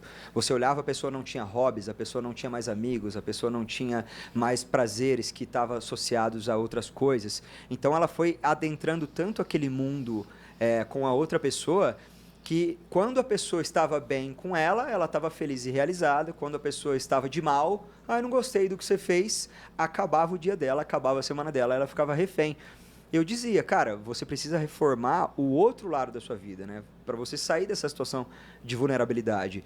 E você pega as outras pessoas que não sofrem por amor ou não sofrem por uma expectativa não correspondida, você percebe que ela foi estimulada na juventude a, tipo, tá tudo bem ser rejeitado, tá tudo bem tentar e não dar certo, somado a cara, minha vida tá tudo bem, não deu certo agora, eu tento daqui a pouco. Então, às vezes, vocês estão felizes como casal, tá feliz com o filho, vocês estão viajando, tá tudo bem. Se alguém vem e rejeita ou fala mal de vocês para vocês ficam meio... Vai lá, amigo, você tenta outro dia machucar a gente, porque hoje não deu certo. Entra na fila. Entra na fila aí, porque vai demorar. Quando você está numa situação de vulnerabilidade, não. Então, a importância de você estar com uma vida multifacetada é muito alta. Você está se alimentando bem, você está dormindo direito, você está sabendo o que você quer fazer e fazendo, você está bem com seus pais, com o seu irmão, sua família, sua namorada, paquerando legal. Tudo isso torna você uma pessoa mais forte. Se você foca muito numa coisa só, talvez dê certo? Com certeza talvez dê certo. Vocês têm total razão nisso. Mas e se não der, amigo? Mas sabe que, por isso que eu acho, a gente já falou várias vezes sobre sucesso, sobre... se empenhar, eu lembro de alguns podcasts que a gente fez com o Caio Carneiro, onde a gente falou que, com o Flávio Augusto também, onde a gente falou que o sucesso ele não vem de uma coisa linear, né? Sempre no extremo. A gente vai lá, tenta de tudo e faz acontecer para poder... Geralmente não é o cara que tá com a vida toda equilibrada. Não é um equilíbrio, é justamente no desequilíbrio durante um tempo pra que isso, acontece. Né? Acho que o modo caverna é um pouco de desequilíbrio. Mas aí eu vejo também, pegando o gancho da sua fala, que quem tem um um relacionamento estável é uma pessoa que pode se dar ao luxo de fazer esse desequilíbrio na outra ponta, porque você tá seguro, entendeu? Se o Bruno falar pra mim, olha, amor, eu preciso passar 10 dias sem não sei aonde imerso, porque eu preciso fazer isso, se for uma decisão a gente entrar em um acordo, beleza, quando voltar, estamos aqui, né? E tá tudo certo, entendeu? Energia, né? Não que eu vá deixar, não vai acontecer. Mas, se a gente entrar num acordo, pode acontecer, entendeu? E tá tudo bem. Então, eu acho que, realmente, ter um relacionamento estável é uma... De vez em quando as pessoas perguntam, você acha que você chegaria onde você chegou? Perguntou pro Bruno. Se você fosse solteiro, se você... acho que não. Tá gastando energia porque com tu tá gastando energia com outra coisa, entendeu? Perfeito. Então, de fato, ter esse conforto, né? Essa zona segura, acho que faz diferença, porque você não precisa despender tanta energia naquilo e você pode alocar a sua energia, seus 80%. Eu acho que eu arrumaria a pergunta. Algo. Eu acho que não é Bruno se você fosse solteiro, é Bruno se não fosse a Malu. Porque se fosse uma mulher problemática, seria pior ainda. Seria pior ainda. O Bruno sempre fala isso, é verdade. A gente sempre fala sobre isso. Cara. Quem vai estar do teu lado. Porque vocês falaram de ambiente em um certo momento do podcast. E o ambiente é criado pelas pessoas que estão em volta de você. Imagina a pessoa que mais convive com você e ela te puxa pra baixo, assim. Não dá. E eu já vi, assim... Relacionamentos, um mais um. Eu me arrisco a dizer que é mais comum do que incomum, hein? Qual que é o ambiente que você está inserido? Quem são seus melhores amigos? Quem são suas melhores amigas? Quem que você assiste nas redes sociais? Quem que você segue? Que tipo de conteúdo você assiste? Que tipo de pessoa que você escuta conselho? A pessoa que você escuta conselho... Cara, isso é tão básico, as pessoas erram tanto nisso. A pessoa que você escuta conselhos, ela tem resultado nessa área? Talvez você está perguntando... para um cara, um conselho amoroso, apesar que é mais fácil a mulher perguntar, né? Mas talvez você está trocando ideia com um cara sobre uma mulher, uma menina, uma garota, e o cara é um mulherengo, tá traindo a namorada, a esposa, não tem relacionamento bom, vice-versa. Talvez a menina tá pedindo dica, mas a menina que ela tá pedindo dica é uma piranha. Talvez você tá pedindo dica de finanças para um líder religioso, mas a vida dele...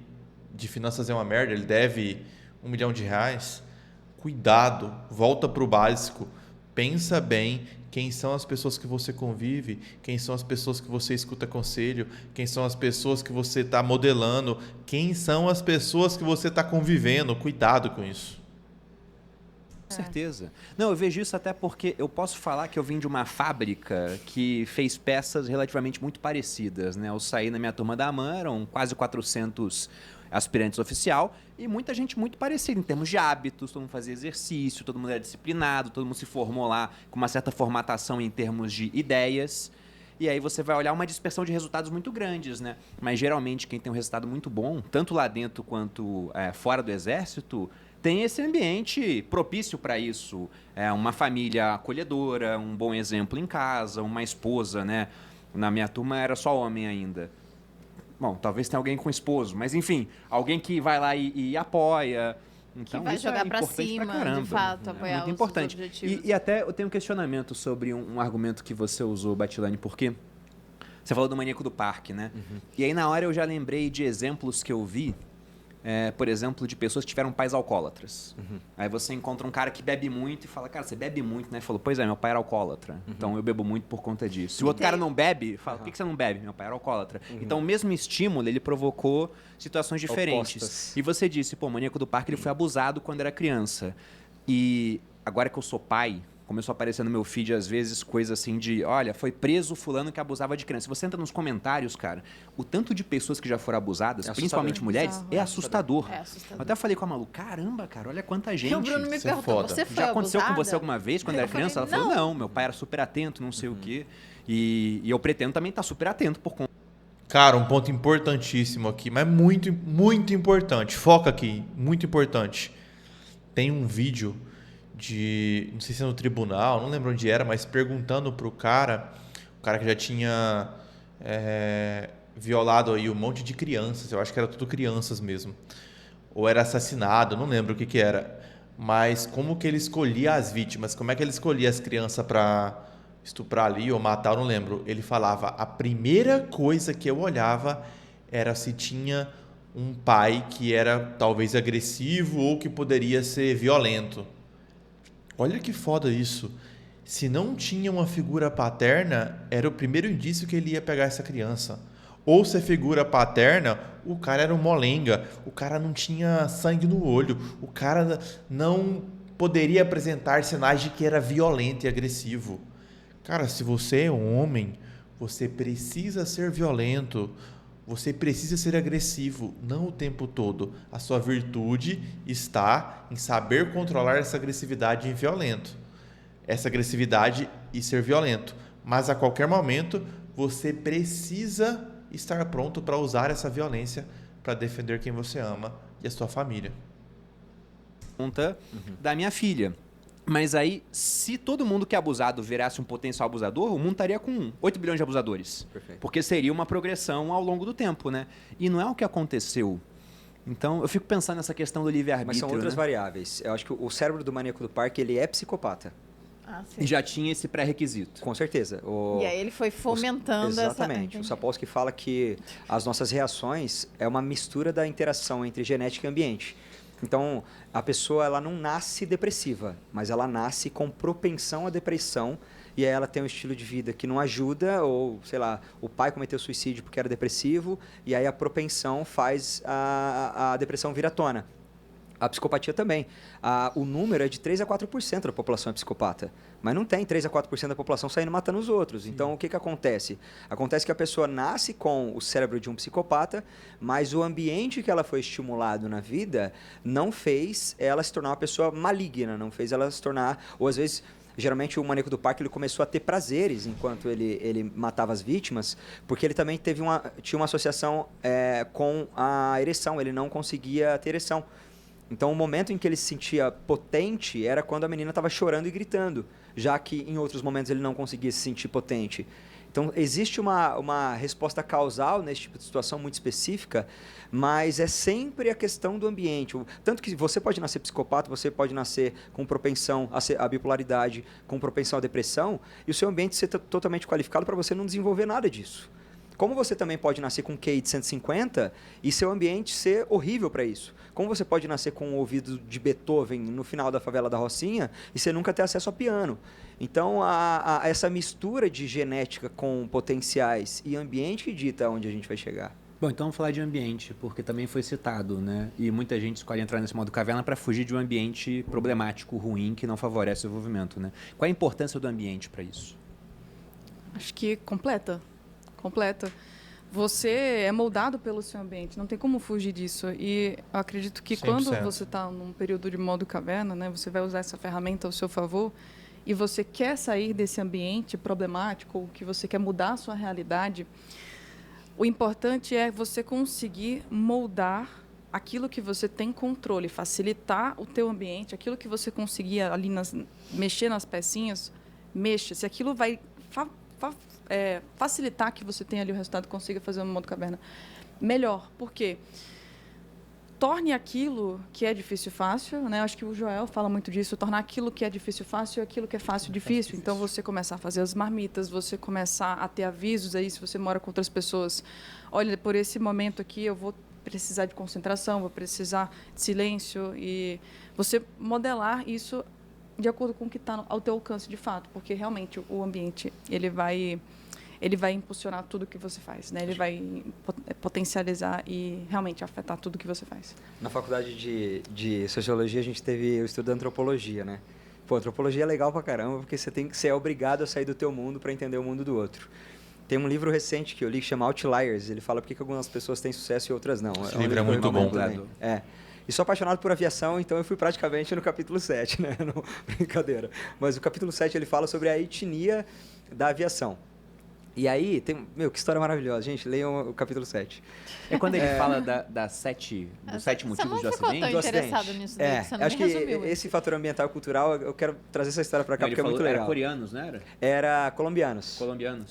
No ano de 1990... Tá tudo errado, amor. Você tá péssimo nessa Não, imagina. Mas eu li esse livro há muito tempo. E ele lê 50 mil vezes mais do que eu. Eu lembro quando foi, porque foi quando a gente desconfiou que eu tinha dislexia. Mas não, então foi no Outliers.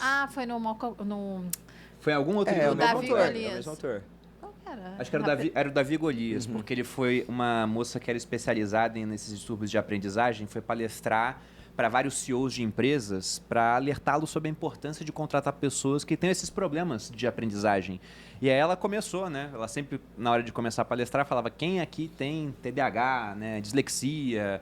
E geralmente na plateia você tinha uma amostragem, uma parte da população, mas geralmente era pequeno. Quando foi falar com os CEOs, a maioria levantou o braço. Todo Ela falou, mundo. nossa. É porque a gente não Aí o se Malcolm dá bem Gladwell falava que, coisas olha, talvez tradicionais. esse cara não conseguisse o emprego ou não passasse num concurso, aí ele foi obrigado a empreender. Não quer dizer que, nossa, com dislexia você Cara, eu empreendedor fui melhor. assim. Não, Calma. talvez 10 mil tenha empreendido. Legal. E aí uma parte deu certo, outra parte não. Mas lá tinha bastante gente. E como a gente vai se com inclinar a dar atenção a quem empreendeu, a gente vai achar que sendo dislexo você vai ser empreendedor. É, Calma. cara, é o que você Calma, falou do viés do sobrevivente. Né? Mas essa história da Avianca ela é muito legal porque ela reflete o quanto a cultura está associada à nossa autoestima. Em 1990 saiu decolou um avião da Avianca da Colômbia. O piloto e copiloto, o comandante e copiloto eram colombianos. E eles tinham um voo para o aeroporto Kennedy, lá em Nova York. E aí era um dia que o clima estava muito ruim, tanto que teve vários cancelamentos em todo o trecho da costa leste americana, vários voos cancelados, só que o avião já estava no céu, vamos embora, vamos ter que ir agora. E ele teve que ficar rodando o aeroporto sem poder descer.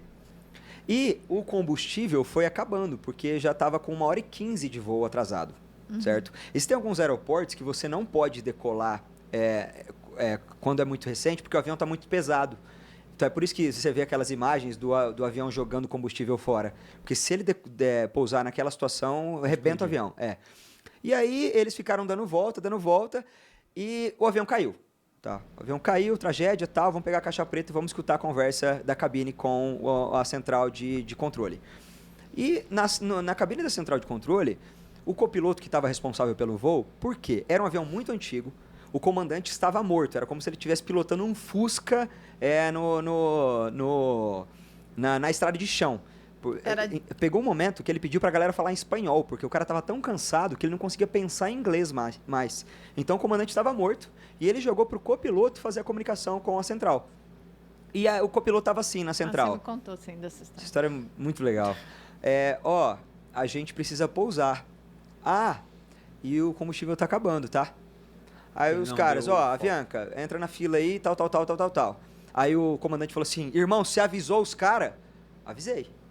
E avisou mesmo. Aí Só passou que não um tempo... de forma muito incisiva. Passou um tempo, a gente tá precisando pousar. E, tá acabando o avião também, tá acabando o combustível do avião. E aí o comandante lá morto, cara, suado, você avisou os caras? E ele, avisei. Aí, uma das últimas falas, o copiloto falou assim, e eles estão bravos com a gente. E aí o avião caiu, deu essa puta dessa tragédia, e um cara, especialista em queda de avião, foi tentar entender por que o copiloto não meteu o louco no cara. O autor até faz uma piada, né? Você não pode chegar num garçom e falar, garçom, você me viu um cafezinho? E tem um osso me engasgando aqui também, tá bom? Tipo, você não pode fazer uma informação ok, depois uma informação pesada, porque ninguém te leva a sério. Inclusive, a galera da central de controle falou, gente, no tom de voz do cara, ele tava suave, tinha combustível para 2 meses de voo, então a gente não antecipou. O próprio avião da Chape aconteceu isso também. Por isso que precisa de uma mulher, tá vendo? Se sou eu falo, você tá maluco? Você tá puta? Nosso Limpa essa pista que eu vou descer agora! Tenho 5 minutos pra descer! A gente vai descer, você vai querer mas eu vou descer! Mas eu vou descer agora! Falta uma mulher, às vezes. Faltou uma mulher. É isso que eu acho. E aí, o que o cara estudou? Essa questão cultural do fato deles serem colombianos, eles tiveram medo de serem grossos ou objetivos com a central de Nova York, porque eles tinham fama de pau no cu, fama de cuzão. Então, você é colombiano. Então, os caras já olham pra gente com um latino, né? Tipo, o Brasil é um latino melhor, mas já olha com um latino. Quando desce um avião da Avianca, os caras, tá bom, Avianca, desce, vai, 3, 2, 3, liberado, vai logo. Vai logo, é assim que era o tratamento. Então, a resposta, geralmente acidente aéreo, é uma reação em cadeia, né? Sim. Tipo, 50 erros, um alinhado no outro para dar um erro. A resposta, nesse caso, foi uma questão cultural associado a um país ser mais potente que o outro. E esse cara desenvolveu um estudo maravilhoso chamado de Índice de Distância do Poder. que é basicamente o quanto a hierarquia fala sobre quanto o copiloto tem moral para falar com o comandante. Tá? Então, por exemplo, gente, o cara tem 30 anos de aviação. Foda-se, ele erra também, gente. Os seres humanos erram, né?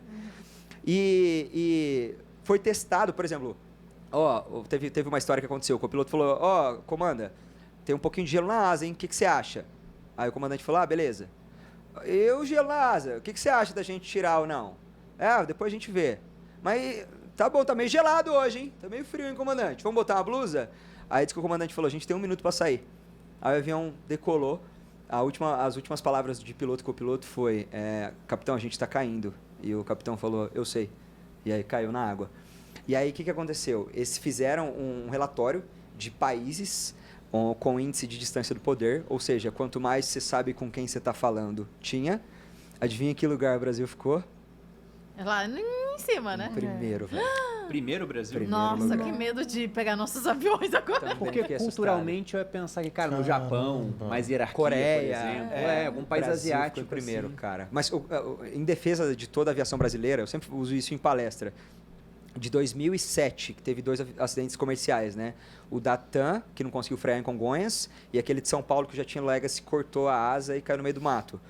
E até 2024, quando aquele ATR saída de Cascavel caiu no interior paulista, a gente teve uma janela de 17 anos sem cair nenhum avião no Brasil, cara, comercial. Caramba, que E foda. o número agora disso... faz muito tempo também, eu acho, né? Cara, a gente teve Desde Congonhas, 1.6... desde Congonhas, aí caiu a TR, 17 anos de janela. A gente teve uma média de 1.6 bilhão de passageiros. E aí eu disse... É muito raro, né? É 32 vezes mais... Você tem 32 vezes mais chance de ganhar na loteria do que você morrer de acidente aéreo no Brasil, avião comercial. Eu gosto de então falar, é muito seguro. avião não cai. Não cai. Não cai. Mas é bizarro quanto o Brasil ficou em primeiro. Também não entendi nada. E aí eu conversei, tem uma amiga que é comandante. Será que a pesquisa foi bem feita? Ótima pergunta. Às vezes a gente é latino, eles falaram, mete os latinos primeiro, foda-se. Porque no Brasil eu não Latino, vejo foda-se. tanto isso. Até no exército, que é um ambiente hiper hierarquizado, cara você tem tinha uma respeito. abertura, você tem respeito, mas você tem abertura, né? Pra falar com o superior. Sendo que o cara tem poder sobre a sua vida. Ele deixa preso no quartel, por exemplo. E na aviação, eu nosso perfil, assim... A minha reação não foi, foi uau. Porque eu achei que o Brasil ia ser 60. Eu sempre achei que o Brasil...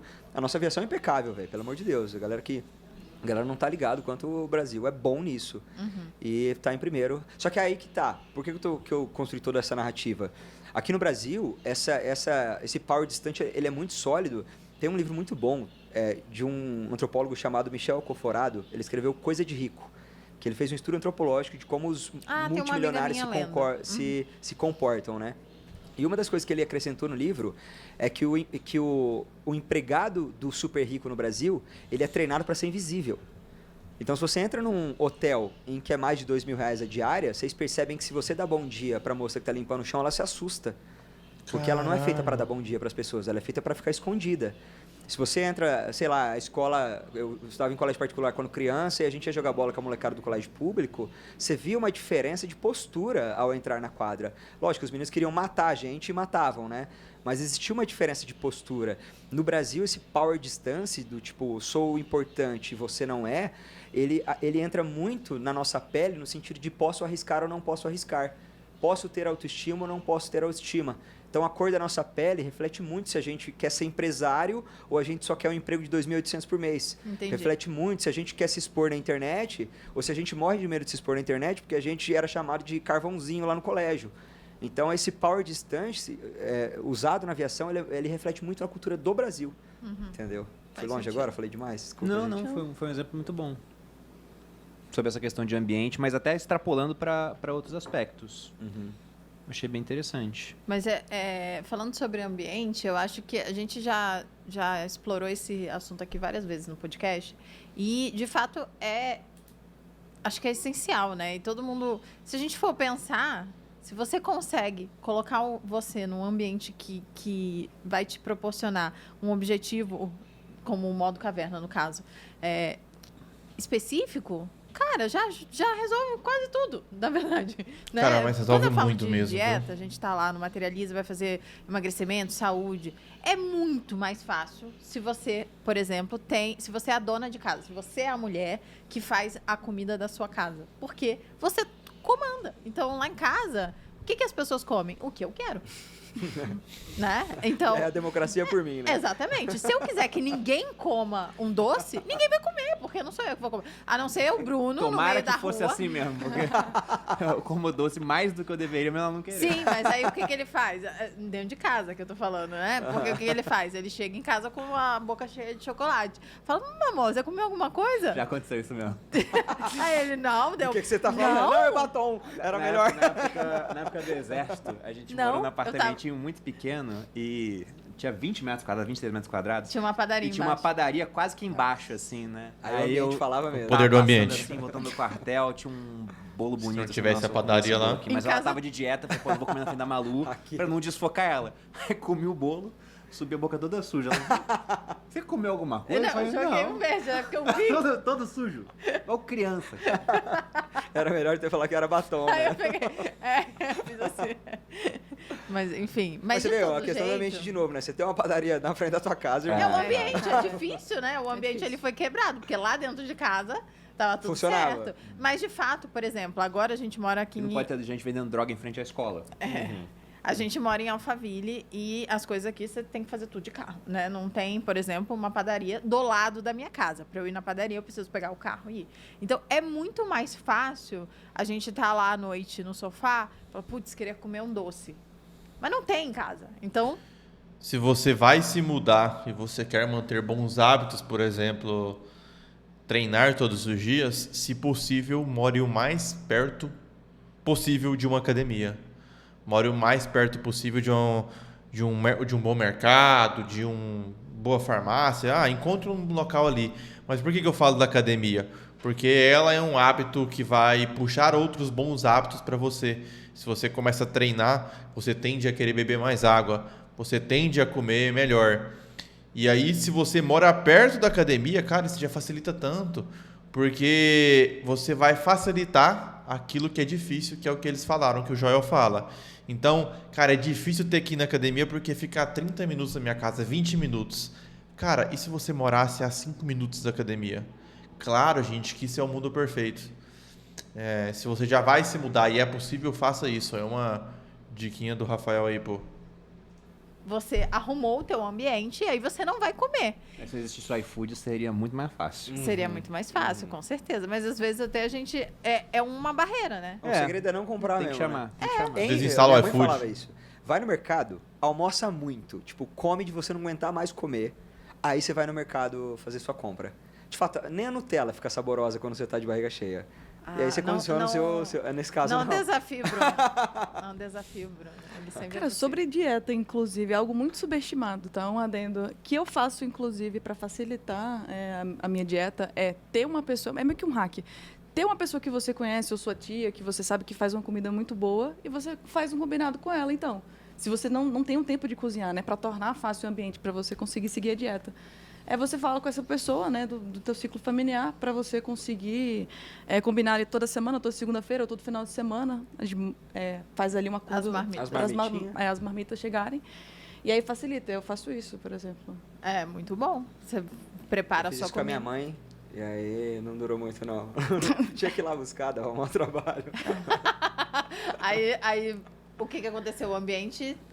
não era um facilitador. Era uma questão geográfica, difícil, né? Era difícil, na verdade. Eu queria aproveitar também para falar dessa questão das redes sociais, porque, por exemplo, quando a Ana ela colocou os 3 pilares do modo caverna, aqueles que não têm essa flexibilidade, você falou de exercício, de você querer melhorar na prática intelectual, né, o seu intelecto em si, Era 3 então pilares, envolver leitura, estudo, e falou sobre essa limitação de estímulos dopaminérgicos, né? E rede social é o crack do século XXI, né, cara? Você tá lá rodando o feed, sempre em busca do próximo vídeo engraçado, sempre recebendo um pouco mais de carga de dopamina.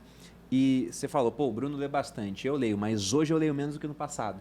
Porque quando eu vou pegar o celular para fazer uma anotação, por exemplo, cara, é quase automático dar uma olhadinha se alguém falou comigo no WhatsApp, no Instagram, e você acaba vendo, quando você vê, passou 10 minutos, cara. Isso atrapalha a concentração. Se for só 10 minutos. Né? Não, 10 minutos né? ele, né? Porque uma pessoa normal, que não é tão focada... Cara, tem muitas pessoas que passam 2, 3 horas no dia. Eu queria saber qual é a visão de vocês sobre isso, né? Porque parece que a rede social tá deixando o pessoal cada vez mais desfocado E diria até que agora com IA, eu acho que os nossos descendentes serão menos capazes do que a gente. Porque, por exemplo, né, eu estava lendo sobre o gasto energético do ChatGPT. E aí se você pede para o ChatGPT escrever um texto com 5.000 palavras para te ajudar no trabalho de conclusão de curso, que hoje em dia ninguém deve estar mais fazendo, que a IA faz, ele gasta energia suficiente para manter o micro-ondas aceso durante 1 hora. Uau. Sendo que a gente usa micro-ondas por 1 minuto, 2 minutos, né? Então gasta muita energia. E todo mundo está usando. Então eu penso, cara, meu pai fala 5 idiomas, mas agora tem um fone da Apple para traduzir de maneira instantânea. Eu não vou falar 5 idiomas. Minha filha não vai falar 5 idiomas. E se a IA faz as redações, será que minha filha vai ser capaz de escrever um livro que não escreveu o meu? A gente vai fazer ela ser. A gente vai dar estímulos para que ela seja capaz, mas tipo, ela é uma pessoa, mas quando você olha a massa, Sim. Será que isso vai continuar acontecendo? As pessoas vão ser capazes de escrever textos? Acho que não. Então eu fico meio preocupado, né? Eu queria ver a visão de vocês sobre isso. Eu lembrei do Pedro Sobral. A tela que eu pego é a tela que eu fico. É uma frase que ele sempre repete. Essa frase do Pedro Sobral é muito boa. Se você começar a ler o livro de manhã, é a tela que você vai ficar. E se você pegar a rede social, é o resto do dia na rede social. Vê, foi embora, 1 hora. Imagina, você tá no TikTok e vai ler um livro. Imediatamente você sai de uma coisa... É impossível você fazer isso. É muito mais interessante. Né, e uma coisa que eu faço, assim, um princípio que eu vi que funciona muito, eu acredito que pode ser aplicado para várias pessoas, é você limitar o teu tempo de tela para colocar esses estímulos mais dopaminérgicos para o final do dia, onde a carga... onde você já fez o seu trabalho principal, aconteceu. É muito bom isso aí, eu acho que esse é um problema do declínio cognitivo que está acontecendo com a massa das pessoas, né, com o ChatGPT. As pessoas elas estão emprestando o seu cérebro para uma máquina. Isso é bizarro de você ver ao passar do tempo, né? Os estudos que estão sendo feitos em cima disso, mas eu acho que, inclusive, um ponto que não é tão alertado quanto deveria é sobre como isso entra na sua cabeça depois, né? Por exemplo, como videogames. Quando você joga um videogame, aquele estímulo dopaminérgico, ele não acontece só no momento que você está jogando.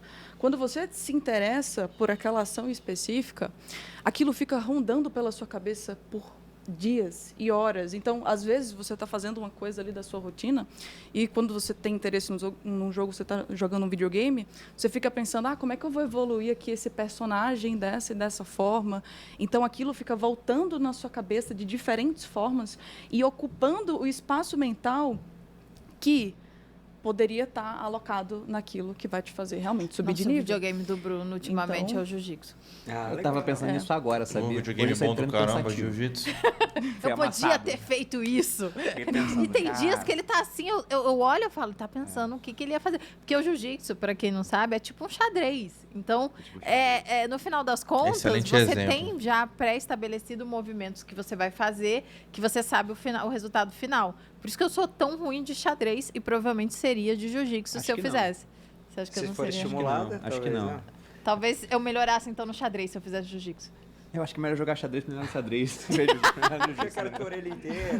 Desculpa, Ana, mas deixa a Ana terminar. Só porque eu lembrei que você fica. Mas eu lembrei no na hora, espaço mental. assim, que o jiu-jitsu ocupa um espaço mental grande. Porque você fica pensando que era pra ter feito, que você não fez, o que dava pra fazer. Vou falar muito isso, cara. E esse é o grande pilar do modo caverna, o mental, né? É sobre você não só reduzir o tempo de tela que você tem, mas tomar cuidado com como você vai usar essas telas. Para que aquilo não fique consumindo mais do tempo que você usa. E você posicionar no momento estratégico depois que você já teve ali para você não cagar o teu esforço e recompensa, né? A tua lógica de esforço e recompensa.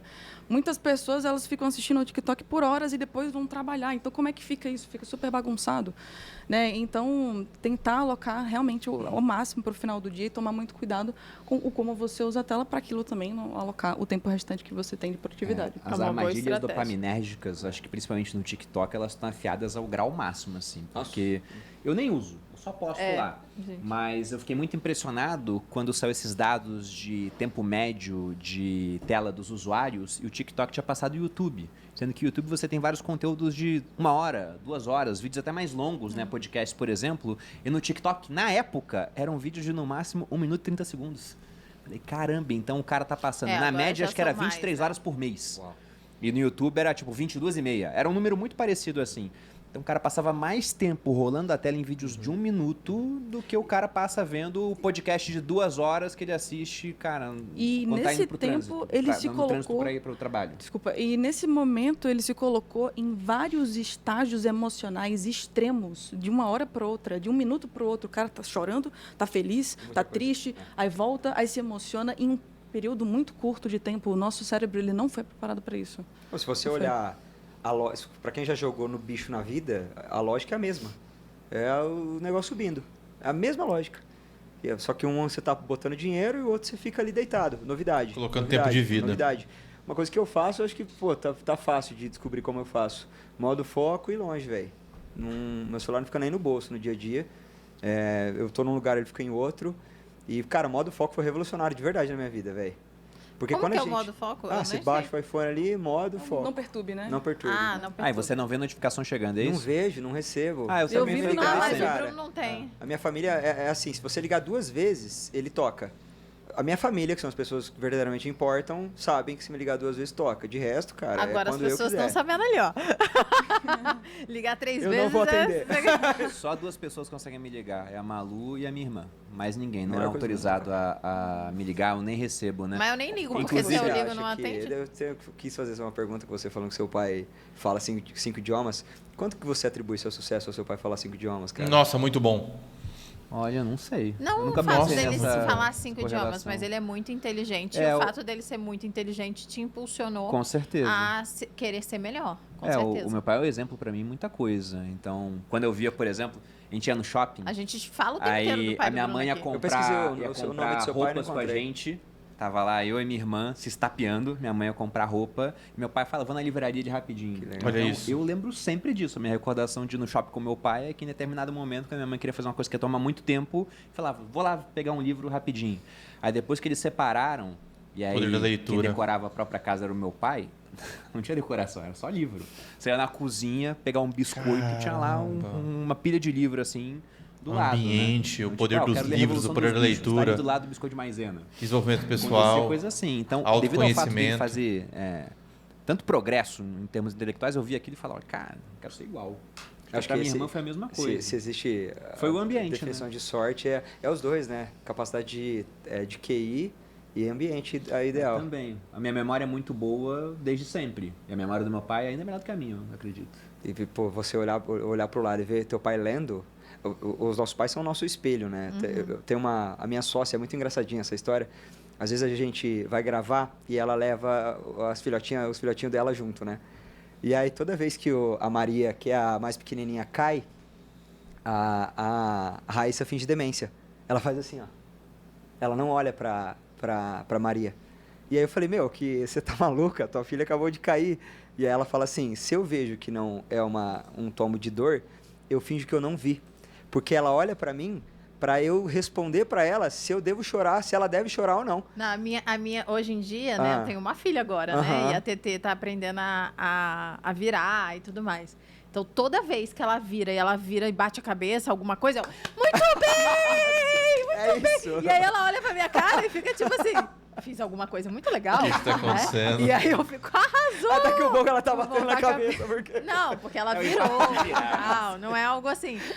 E eu sempre, eu não sei onde eu vi isso, mas eu li É que em algum lugar, que era o esforço, que a forma como você lida, né? A gente reflete, e eles refletem. principalmente, no caso da Maria Tereza, ela ainda é um bebê, então ela ainda não ela não entende associa completamente a palavra. O que ela entende é a entonação com que você Perfeito. fala a palavra, a energia que você coloca ali. Então, Tanto no que final tem, das contas, tem aquele meme da criancinha andando com o pai, aí o pai bate a mão numa porta e fica, desculpa, desculpa, e a criança começa a chorar sem ter acontecido absolutamente gente, mesmo, nada. agora tem vários vídeos viralizando aí que ficam passando, né, no TikTok, que a gente fica vendo, que é o pessoal, tipo, tá com uma furadeira e o cara vai e pinça, né, com uma caneta e a furadeira na mão. Aí liga a furadeira e bota a caneta. E a pessoa e faz um escândalo, sendo que era caneta, só que por conta do barulho e que a furadeira estava ali, a pessoa se sente muito A gente associa atacada. as coisas, né? Mas na infância, tudo que a gente faz é replicar o que os nossos pais fazem. É um fator fundamental, assim. Tanto que o meu sonho era ser caminhoneiro. Sempre, por que será, né? O seu pai é caminhoneiro. Meu pai era caminhoneiro na minha infância. E aí, você pergunta para qualquer criança que tem um bom relacionamento com o pai, Freud falava, né? Se você tem um bom relacionamento com a sua mãe, provavelmente você vai achar pessoas parecidas com a sua mãe mais bonitas do que o normal. O contrário, se você odeia o relacionamento com seus pais, você vai achar pessoas parecidas feias.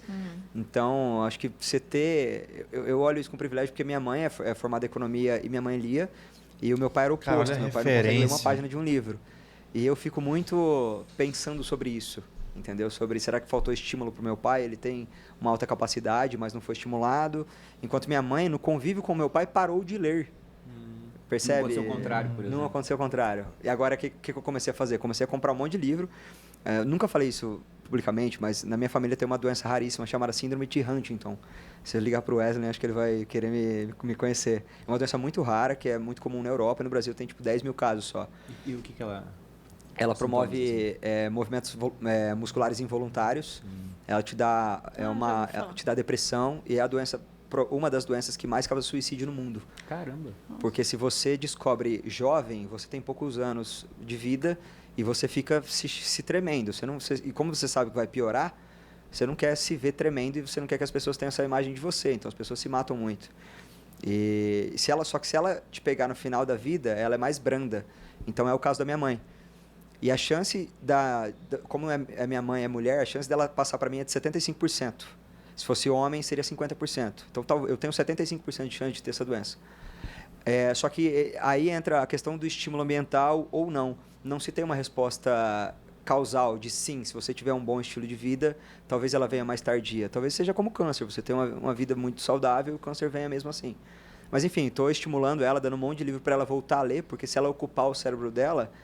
talvez colabore com a doença ser mais tardia, entendeu? Não queria ficar com climão, não, gente. Não, Carnaval.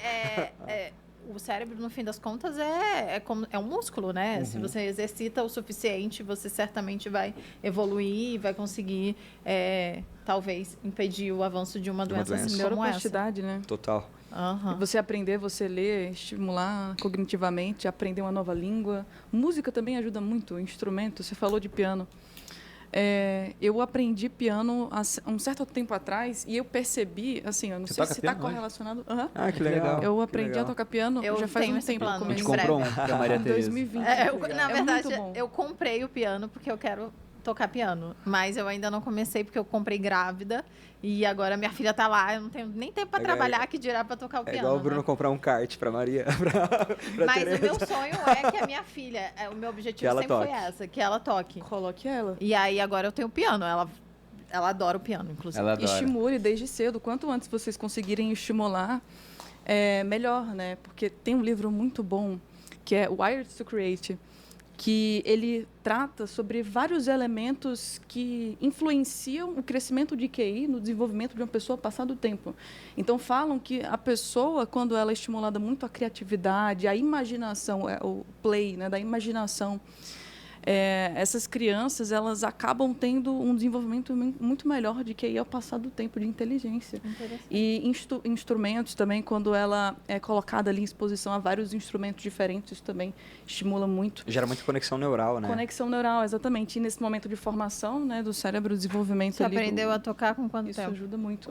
Você, recentemente? Eu aprendi a tocar... Eu comprei o piano em 2020, aí eu cheguei a ter um momento de maior prática ali até... Entrou no modo caverna no piano, eu vou aprender a tocar agora. Aí eu parei um pouquinho, aí eu voltei. Só que hoje, por exemplo, e é uma coisa que eu percebi, eu não sei se é algo da minha cabeça ou se é algo já estudado cientificamente, que eu percebi que quando eu estou no momento de tocar piano, né, na rotina de tocar piano, aquilo que eu estudo, aquilo se cristaliza muito melhor na minha cabeça. Um livro que eu estou estudando, enquanto eu estou na rotina de tocar piano, aquilo se cristaliza, assim, é meio bizarro, assim, parece uma experiências mágica. positivas. O Bruno vai querer começar a tocar piano agora. É meio mágico, assim, sabe? Por quê? Parece que uma coisa acaba estimulando a outra. Nossa, é coberto de razão. Mas quando você para ver a natureza do tocar um instrumento, você se força a aprender aquelas notas, né? E aí, quando você aprende aquela melodia, não é como se você estivesse lembrando cada nota sequencialmente quando você está tocando piano. Você cristalizou a melodia e quando você senta no piano, ela só vem. Flui. Ela só flui. A melodia só acontece. Você começa a tocar, você não sabe... Eu, por exemplo, eu decorei várias músicas E eu não sei nem como eu tô tocando, mas eu só tô tocando. Eu não consigo te explicar, mas eu consigo fazer. Explicar, mas eu consigo fazer, Você tá assim, exatamente. meu Deus, tô tocando. Exato. Ai, meu sonho. Será que acontece em 2 dias, né? Aí não. Como assim? E isso Seria é bom. muito engraçado de se ver, porque a gente consegue aplicar para outras coisas na nossa vida também. Por exemplo, o simples fato de você se organizar um dia antes do outro, né? Você anotar ali, eu vou fazer tal coisa. E aquilo ficar na sua cabeça, quando você entra no outro dia, talvez você nem consulte essas anotações que você fez, mas você execute de uma forma muito mais fluida, de uma forma muito mais fácil, porque você se forçou inicialmente para estruturar aquilo na tua cabeça. O lugar Então, que você engraçado. aprende com a experiência... Por exemplo, se você... vou longe agora. Você está sendo torturado e alguém te dá um livro para ler, provavelmente você não vai esquecer o que você leu aquele dia. Se você está tendo uma experiência maravilhosa com o piano, por exemplo, tudo que você lê com o flow que você está sentindo, provavelmente você vai se lembrar também. Então, o contexto ele está muito associado à nossa lembrança. Tanto que você ir para os Estados Unidos aprender inglês vai ser muito melhor, porque não vai ser só uma coisa de memorizar palavras. É como você aprendeu aquelas palavras. A maneira que eu mais gosto e o Wesley também usa essa técnica, a maneira que eu mais gosto de aprender, e minha mãe me ensinou quando eu era criança, era montar uma aula. Então ela falava, cara, se você consegue ensinar alguém aquilo que você acabou de aprender, provavelmente você aprendeu. Eu comecei a pegar um monte de aluninho da minha turma para eu ensinar todo mundo. E até hoje eu uso isso. Eu tô lendo alguma coisa, alguma novidade, ou eu ligo pro meu time e falo, vem cá que eu preciso fazer uma live, ou pode ser um podcast da Boutique do Pão com 3 inscritos no YouTube. Ele me liga e eu vou. Porque eu vou colocar aquilo que eu acabei de aprender em prática e falar cada vez mais sobre esse assunto. Então, tudo... Cara, e aí tem gente que lê 400 livros e não lembra de nada, entendeu? Então, Pergunta muito isso, como é que faz para lembrar daquilo que leu? Eu acho que eu tenho grande influência nessa... Eu não sei como é que eu lembro, eu só tem um lembro. podcast e fale sobre isso. Não, a culpa é minha, porque eu fico Eu às sempre vezes falo com a Malu, é perguntando. verdade. Mas e aí, por exemplo, né? Os livros... Isso do micro-ondas eu falei ontem à noite com ela, antes de dormir. Foi. Compartilhar as coisas. Eu ligo para os meus amigos, eu falo, segura aí, põe no Viva Voz, pode tomar banho, não tem problema, mas eu preciso contar o que eu acabei de ler aqui agora. Você já tentou ter um segundo cérebro, Malu? Você já ouviu falar sobre um segundo cérebro? Porque, assim, acho que funcionaria muito funciona para muitas pessoas, né? Mas o lance do segundo cérebro é sobre você ser capaz de, ao passar do tempo, transformar o teu conhecimento em algo multidimensional e não linear, como as pessoas geralmente estudam. Que é, por exemplo, você, sei lá, pega um caderno, aí você vai anotando, né? É o método mais comum de estudos. Você pega um caderno, você vai anotando, você vai fazendo resumo ali, grifando aquilo que você aprendeu. Só que aquilo é linear, você perde as páginas ao passar do tempo. Você está passando página e as coisas vão se perdendo ao passar do tempo. Você acaba não tendo um esforço ativo para relembrar aquela informação e visitar aquela informação de volta. Agora, quando você tem um segundo cérebro, você torna o conhecimento multidimensional. E é mais parecido como o nosso próprio cérebro funciona, né? Ele vai conectando um assunto com o outro ao passar do tempo. E a ideia central do segundo cérebro é você fazer as suas anotações e aí você conectar as suas anotações com os temas e os tópicos que você já estudou anteriormente. Aí vai se conectando os pontos, eles vão se conectando ao passar do tempo. E, por exemplo, antes de vir nesse podcast, eu tenho um segundo cérebro. Eu consultei tudo sobre o tema modo caverna, assim, em pouquíssimos. Tudo que eu já estudei sobre o modo caverna, O seu bloco eu de notas? consultei. Posso também. mostrar, O Bruno inclusive, faz para vocês isso. aqui o meu segundo cérebro. Você Aqui, tem ó. um segundo cérebro, amor. Eu só não chamava assim. Mas você pode chamar agora. Eu chamo de bloco de notas mesmo. Menos Eu vou lá e sexy, pego. amor. Não tem um branding tão bom, né? Olha só. Como é que a gente mostra aqui? Caraca. Acho que você tem que Só mostrar tampar pra teu câmera olho mesmo. e Não, mostrar mas pra tu tá câmera. chique, é muito Não, eu chique. Como é que eu achei. faço meu bloco de notas ficar assim? Até eu quero um segundo cérebro também. Conectando uma com a outra. Como é que Vamos você fez, mostrar cara? isso, Que não? legal, são as minhas velho. anotações dos conhecimentos. Então, tipo, tem estoicismo Achei animal. misturado Ai, com... você vai é que não crescendo. é um bloco de notas que você É, usa, não é algum vai é. dando zoom que É. vai aparecendo. Vai Porra, crescer. É Dá um muito zoom melhor que que o você vai meu. Vai ver as crescendo anotações. Animal, e ele animal.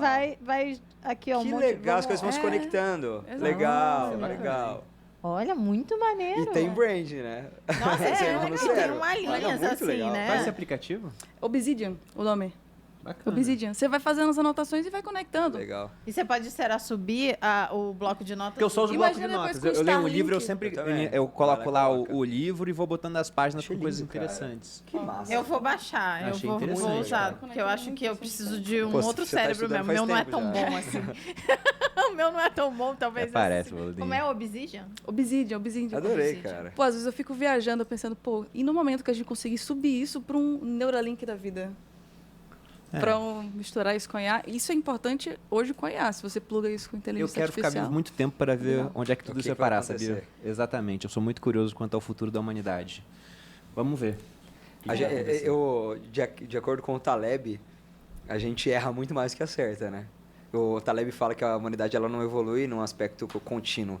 Ele fala que ela dá saltos. Acho que eu li em Outliers isso, que falava que entrevistaram um especialista em aviação na época que não tinha avião. E ele falou, cara, você acha que a gente vai voar ainda? E o cara respondeu, vai pelo menos 50 anos pra gente ter um objeto que seja mais pesado que o ar, que voe. E o cara errou por 48 anos. Dois anos depois. anos depois. Tinha o Lord Kelvin, que era um cara inteligentíssimo, uma das lendas da física. O Santos Dumont querendo voar com objetos mais pesados do que o ar, ele falava que era impossível. Aham. Eles tinham, Uma, vocês sabem, um dando indireta, briguinha, né? indiretas bem diretas, Aham. entendeu? E é curioso porque essas previsões, eu gosto muito de usar a previsão do tempo também para explicar as coisas. Existem coisas que vão acontecer que a gente não imagina mesmo, né? Por isso que o nome chama a lógica do cisne negro, né? O Taleb, ele brinca, ele fala, a vida do peru estava resolvida até o dia 24 de dezembro. Depois veio um evento e mudou tudo. E o fato de ter um brasileiro que era cafeicultor, rico, que estava tirando onda em Paris, mudou completamente a história da própria aviação, entendeu? Acho que a galera tira o Santos Dumont para um cara brasileiro, trabalhador. Não Ele era um dandy. Não era esse o caso. Mas enfim, os saltos que a humanidade dá, eu acho que darão saltos que a gente realmente não consegue prever em nenhuma hipótese. Eu acho que o Sapolsky ele fala, se um cientista dizer para você que uma coisa é impossível, se um cientista falar que uma coisa é possível, ele vai estar certo. Se um cientista dizer que uma coisa é impossível, provavelmente ele está errado. Porque coisas vão acontecer até o cientista estar errado, entendeu? É muito provável, né, cara? A evolução tecnológica é bizarra. Hoje, a gente está chegando num nível onde tecnologia está indistinguível de magia. Cara, você vai falar com a IA daqui a pouco, cria um site aí, bum, na hora surge. Bizarro. É bizarro, é quase magia. A programação vai ser com linguagem natural e a IA vai conseguir fazer coisas que Em Outlander, consegue nem com imaginar certeza direito. eles iam achar que você era entendeu? bruxa. Pois é. Essa é a métrica de sucesso, inclusive, da tecnologia. É quando ela consegue se integrar tão naturalmente na nossa vida e na Você nossa nem chama mais rotina tecnologia. que ela se torna imperceptível. Não, então, tecnologia, Essa é a o pessoal métrica de fala, sucesso de uma definição de tecnologia. tecnologia é aquilo que ainda não funciona direito. Porque quando começa a funcionar direito, não é mais tecnologia, tá no dia a dia já, Legal. entendeu? Você não Legal. chama aquilo como um negócio Muito nossa. bom. Celular não é tecnologia mais. Não, né? é Só do dia a dia. um né? negócio. Tecnologia é um negócio que não está funcionando tão bem ainda. Né? Aí depois que passa a funcionar bem, está totalmente integrado, todo mundo está usando o tempo todo. Legal. Pessoal, vou ter que encerrar, que a nossa patroa, né? A minha patroa Precisa. Maria mas Tereza tem que mamar. eu diria, a gente falou bastante aqui, eu adorei o podcast, achei que a gente Também gostei conseguiu muito, falar muitas Obrigado. coisas legais. Eu até falei E- com o Lucas, eu falei, cara, não sei se vai ser muito bom, se não for bom, E você se tá vocês demitido. quiserem saber Mas ele vai continuar empregado. mais Vocês sobre nunca vão